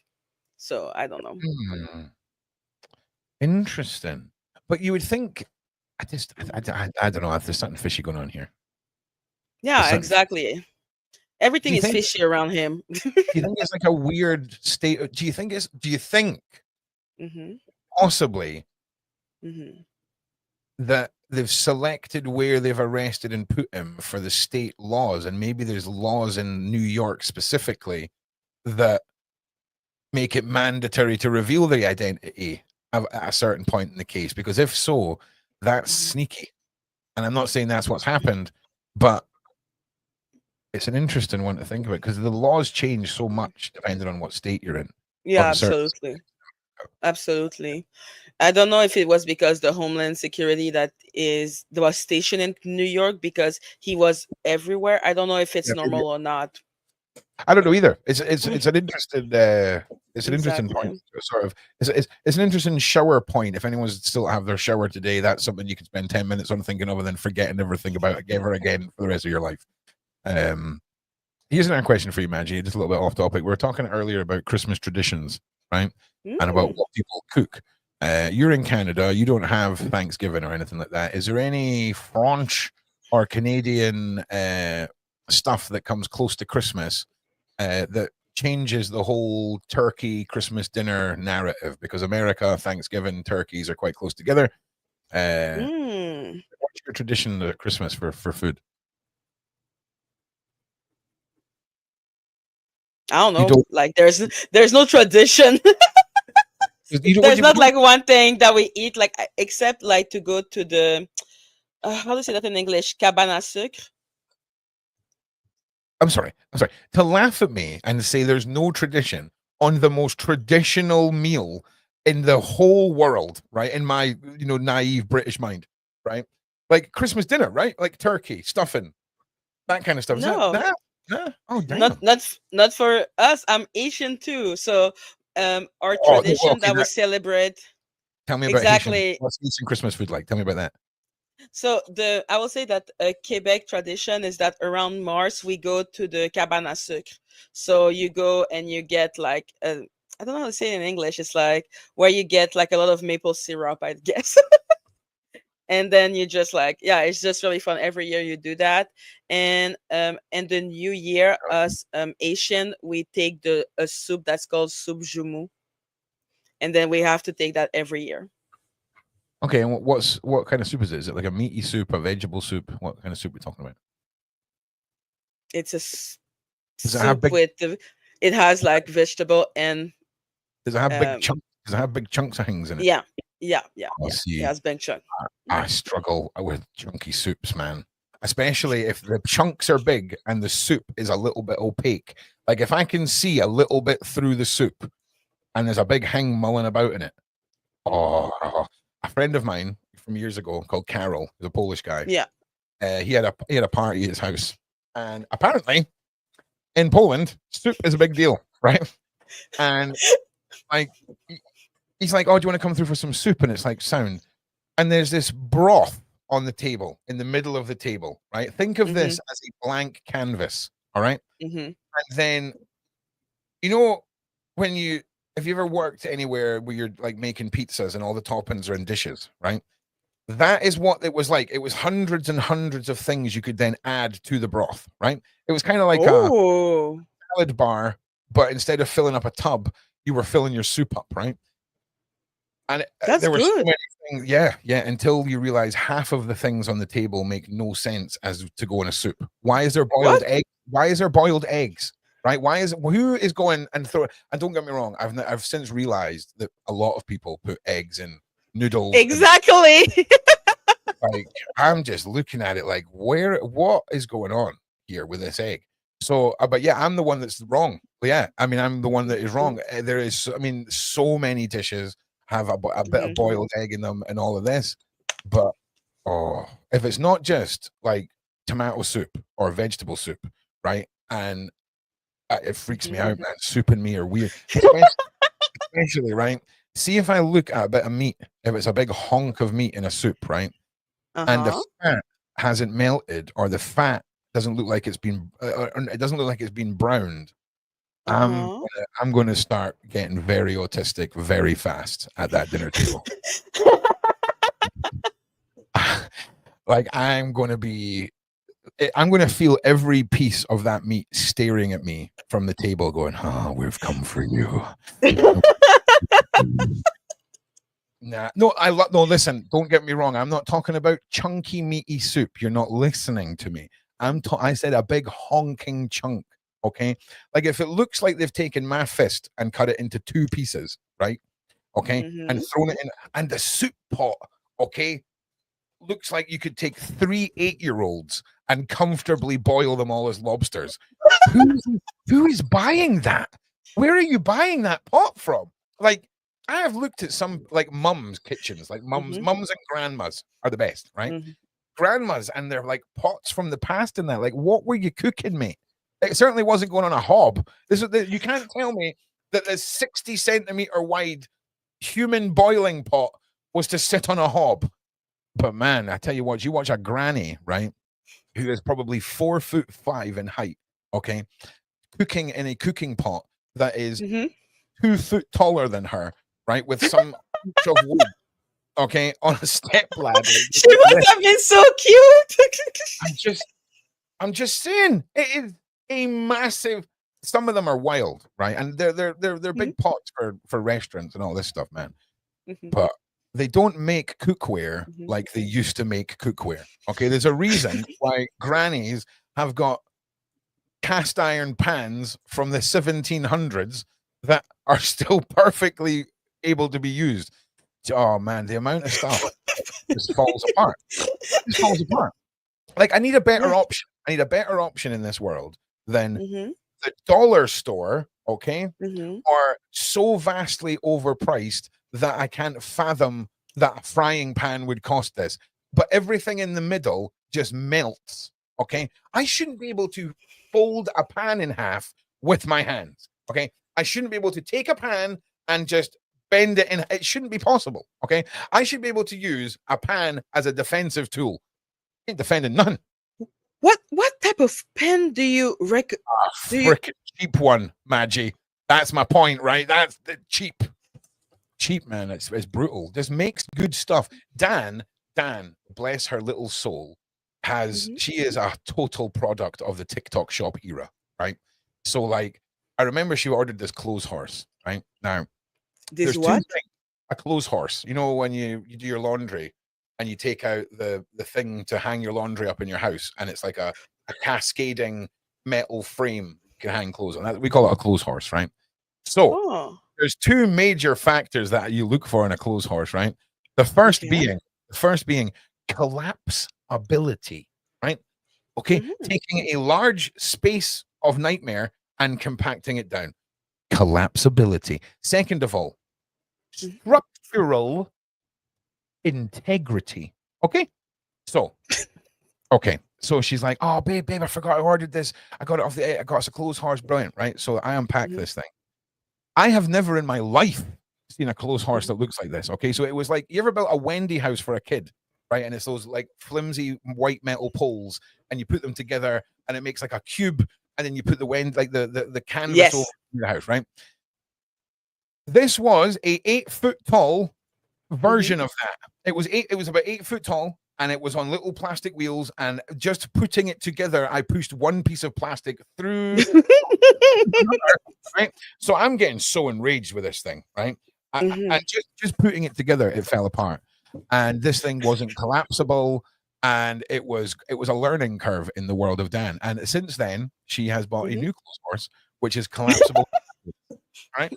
So I don't know why I'm telling you this, but yeah. Stu, Christmas, cheap, grandma.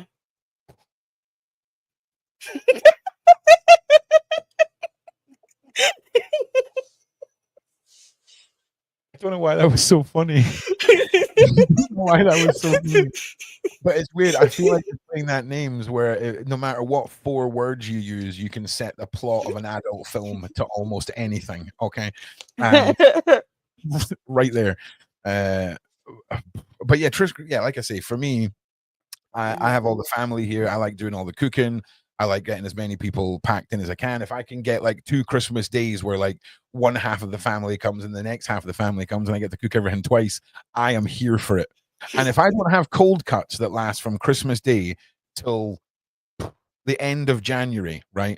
I mean, I cooked 5 turkeys between Christmas Day and the end of January last year, because they just become so reduced in price. Like all the fresh ones get reduced in price after Christmas. So I'm just throwing $40-$50 turkeys that are down to $7 in your pop, mate. Do you know what I mean? And stuffing. Oh man, proper sausage. Like it's so good. It's so good. It's almost here. Almost here. It's right around the corner. Oh God, I can taste it. I can't wait. I just can't wait. I can see that.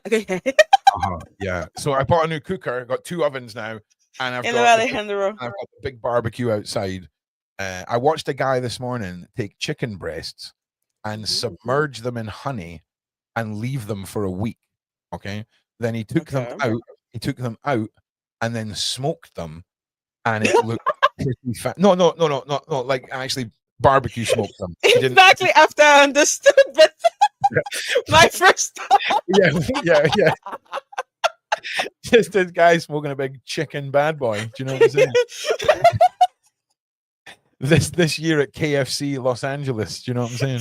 Yeah, exactly. Yeah, continue. Too good. I can't even remember what we were talking about, mate. My brain's already deleted. Smoking the thing.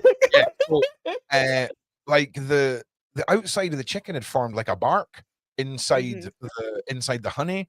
So yeah, it's fascinating. The honey pulls all the water out as well, and all the water from the chicken was sitting on top of the honey. It was a fascinating thing to watch. I'm going to wait and see their next upload and make sure it didn't kill them all on this YouTube channel. Confirm that they're okay. I'm definitely going to, because the thought of marinating chicken for a week is like, what?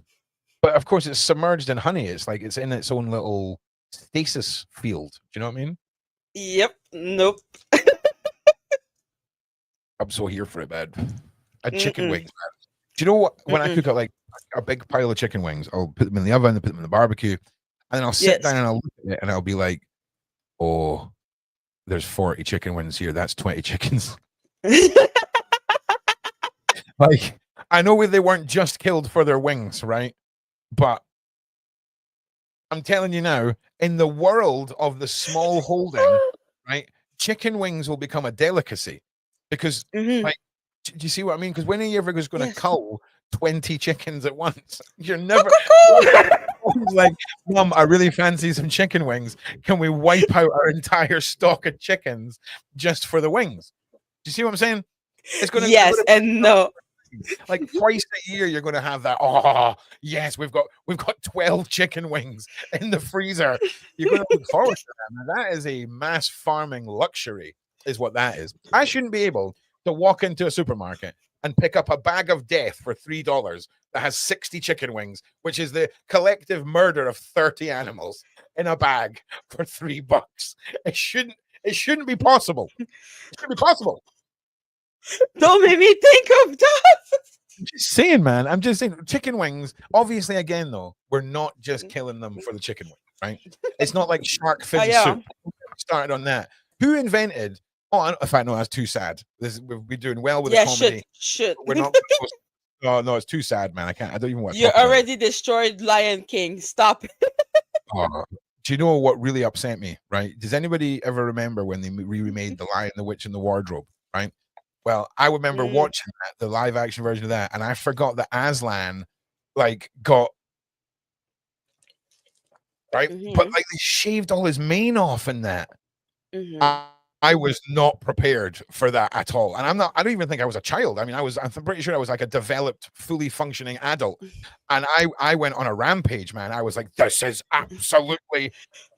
What was the word I used? What was the word I was? What was the word? Outrageous. No, horrible. It was terrible. When something is a danger to the public, right? And it's not been thought out properly. Anyway, I was raging. It's the 2 times in my life where I've went on an internet hunt for a movie producer. Was that movie? And then the second one was The Human Centipede 2, right? Yeah. I spent a good hour in that man's DMs ripping him apart. I will never get back. Why? Well, because the hype was incredible, right? The way they marketed it, the way that they had this weird guy with the glasses, it was just marketing genius, right? Then I sat down to watch the movie, all right? Yes. I think it was 37 minutes before the main character said a word, okay? And it was, you know, when you see, like during a movie, they'll do a cut scene, and it's a collection of these weird arty films where it's like a rabbit decomposing in like fast, in black and white. I felt like that's what he was trying to do, but on a movie scale, and I was so mad. I was so mad. I was so mad. I was so mad. Oh, did you see Joker 2? Oh, just one of the greatest movies ever made. Like, it is the Joker 2. Joker 2, one of the greatest representations of love on different levels. A mother and son's love, a lost man's love and attachment for being accepted, his use of song as his safe place, because where his mother and him would sit and watch the Maury show, and they would love the music, and that's how he would express his pure joy and happy in his love. And it was just, it was incredible. But like I say, that's not everyone's taste, but it's probably up there in the top 5 greatest movies ever made for me. But you gotta understand, there's never has there been a character more relatable than that version of the Joker for me. Like, I get it. When he got gang art, that was relatable. Well, maybe not that bit. Maybe not that bit. maybe not that bit, right? All right, maybe not that one. But yeah, I mean, it was a freaking amazing movie. Really interesting. You're one of the only one I've ever seen say that. No, but here's the other thing as well. The character of Arthur, he didn't even choose to be the catalyst for the Joker. Okay, this is the thing. He just was drawn to people loving and accepting him. Yes. And it's sad that towards the end, he was drawn to such a negative force. I just think it's just glorious. It was incredible. Both of them were incredible. But yeah, again, you tell me what you thought now, and you're going to be like, it was poopy. I thought it was poopy. Yeah. Yeah. Listen, I never had that much of an attachment to Joker 1, but what I saw in Joker 2 is basically just the deconstruction of Arthur as he is. Yep. Like, and I also saw that I don't know, I just didn't like the message it was trying to say about Arthur. Like what do you that, mean? die a loser, stay a loser. Oh no, born a loser, die a loser. 100%. Don't think Exactly. Well, listen, I hate to break it to you, world. All right. But there's people out there that become addicted to cheeseburgers. All right. Cheeseburgers. Okay. And adult content. People get addicted to this stuff. Okay. What is it? Listen, if you are smoking some madness or injecting a madness and you become addicted to it, science tells me that you're a victim. Okay. If you're addicted to cheeseburgers, science tells me you need to reevaluate your life. All right. That's what you need to do. Big time. Okay. So sadly, some people are very happy in comfort, right? And whether that comfort is normality and consistency, our brain does not like change. That's why we have a snooze button. Okay. If we were just happy to make change when we're told to do it, we would just get straight out of bed in the morning as soon as that alarm goes off. But because we have the resistance in our brain that fights change, that's why people, when they fall, they like to stay down there. It's safer. Okay, it's safer to not try and fight against my brain's want to stay in the safest place at any given time. So then my question is, why did at the beginning of the movie, because the Joker 1 ended with him receiving so much validation, and then now he's so popular, but then he started the movie super miserable while his circumstances has absolutely changed. Like, that man is so popular that he has stalker actually turning themselves to see him, but he's just the same old Arthur of the beginning of the movie. I would have liked to see actually a descent. It just seemed to be he was down and he died down. Nah, see, I think you missed the what for him. He was always getting the attention he didn't want, and the attention he got at the end, although it was notoriety and fame, it wasn't what he asked for or what he wanted. And his ability, he wanted love and acceptance. He wanted to be embraced and told that he was a nice guy. He wanted to feel like the people that were closest to him weren't lying to him his whole life. When he found out about his mum and the abuse and all that, like that was it. He only had one person in the world, right, who he felt safe and loved with. All right. Yeah. And it turned out that she was a monster. Yes. And that's why he eliminated her. But if we look, because he was actually overcame by rage, he was like descending into the madness. He was like, you know what, I'm just gonna be what I'm gonna be. And because of that, he received and because violence. I don't know how to call it. No, it wasn't violence. It wasn't violence. For me, he was thinking clearly. Killed his mommy. What do you call it? I think that clarity on decision making. What? That wasn't a moment of madness. That was a moment of clarity, in my opinion. It was a moment of violence. I don't think it was violence either. He put a pillow over her face. Okay. So I guess I'm not. So okay. So it was a horrible thing. I don't know if it was violent. It was definitely a murderous act. Killing someone is inherently. How do I say that word? Inherently. Yes, violent.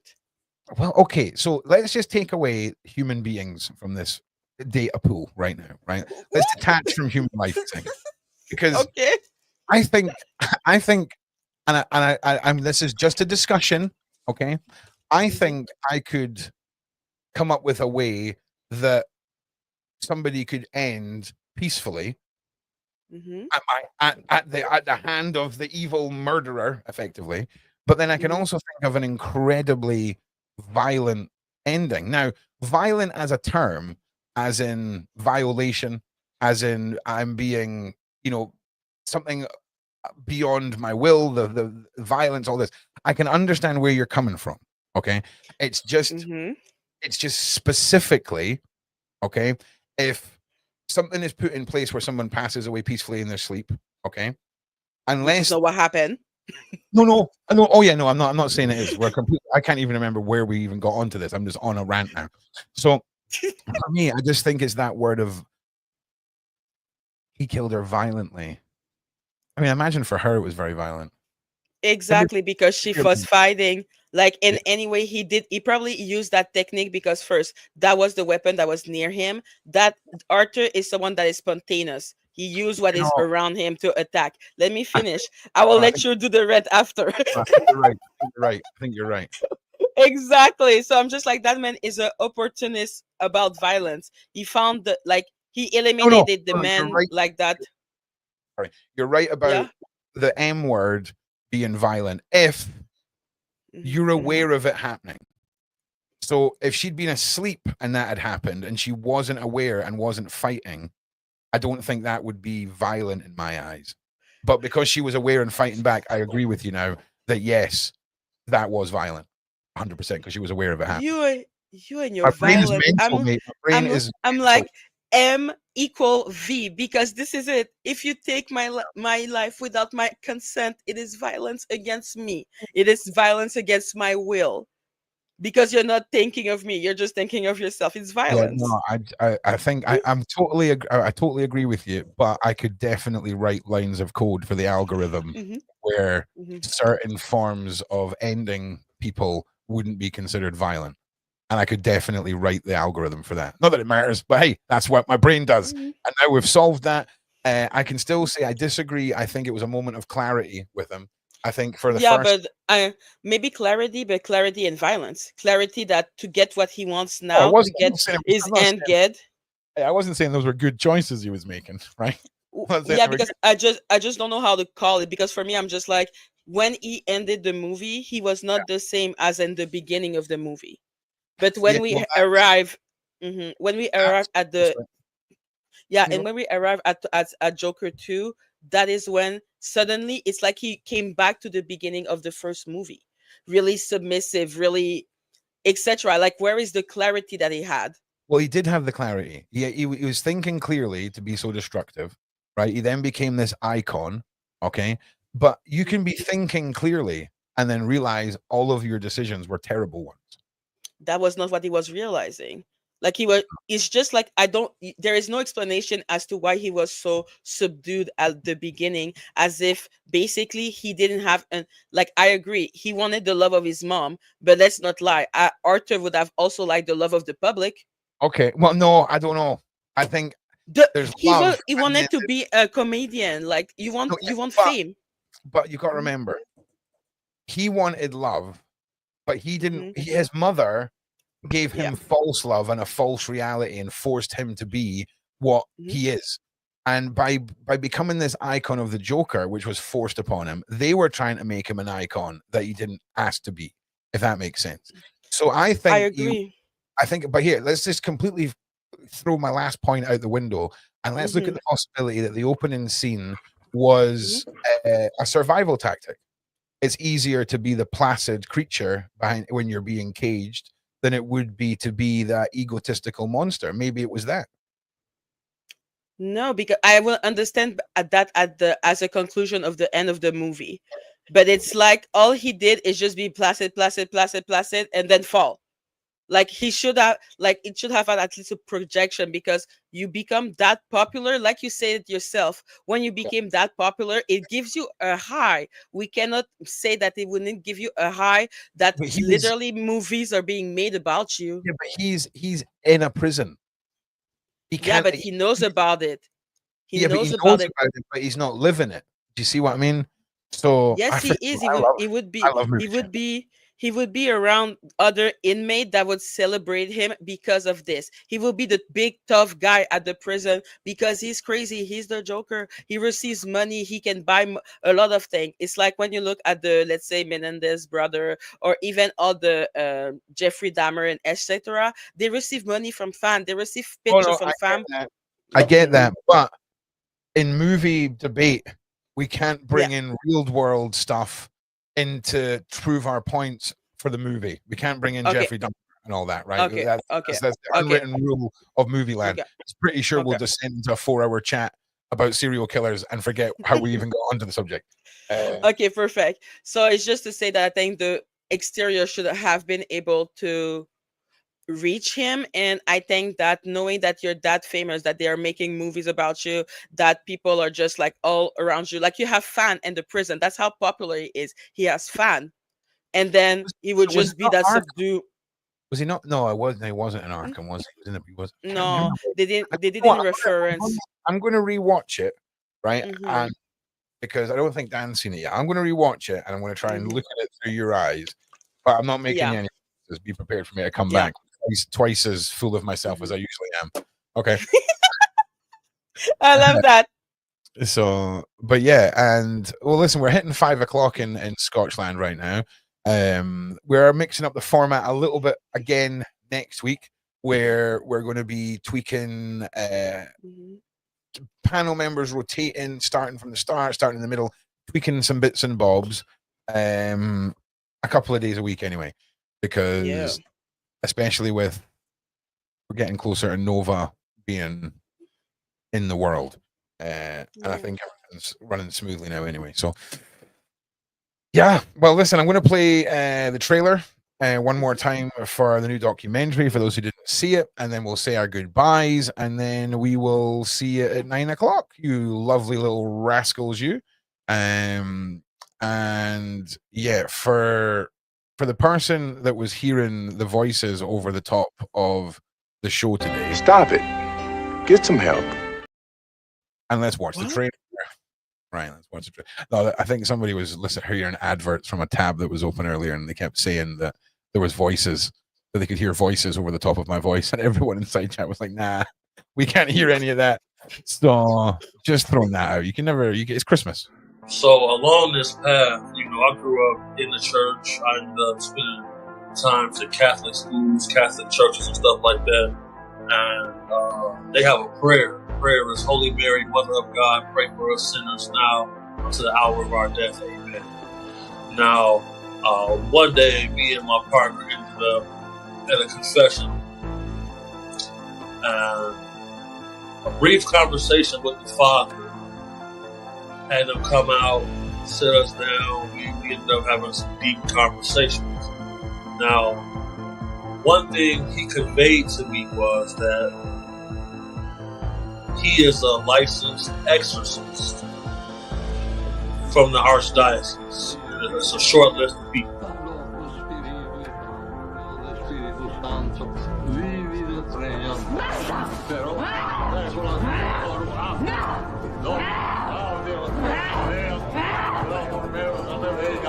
Tenga stretto lei qui. No, benedetto Dio. Mandala via! Stupore retina, terrore conturba, el metus repili timori sexati, lentamente vanestano, nomine santificazione, santissimi nomi la tua, guarda firme, cadere faulare, per Cristo, non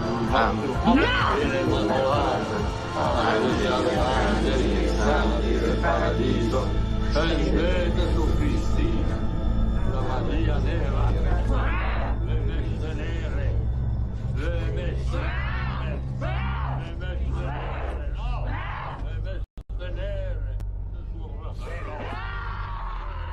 So what people don't know is each exorcist has a team. Now on this team, he usually has a bodyguard, security, someone along those lines. So we ended up getting contracted to accompany him on one of his jobs, which was indeed for an exorcism. And I learned very fast that there is a spiritual realm. I learned very fast that demons do exist. This is madness. This is...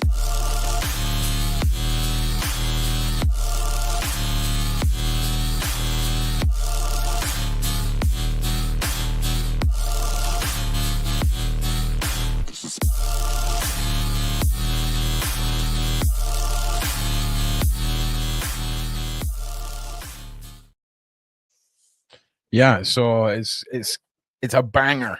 It's an absolute banger, and it delves into all the things that have been at the forefront for me in the Diddyverse for sure.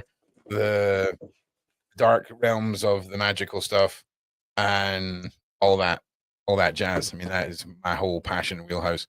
Yeah, I'll fire up the Discord link. Anyone who wants to be part of our little watch through of the project, please come and join the Discord. Make sure that you're there. I'll be putting a message up saying that we all go to what's called voice chat or VC. We all go in there and I stream my screen and we watch along with the edits and stuff like that and talk about stuff. If you got any questions, you can fire them over.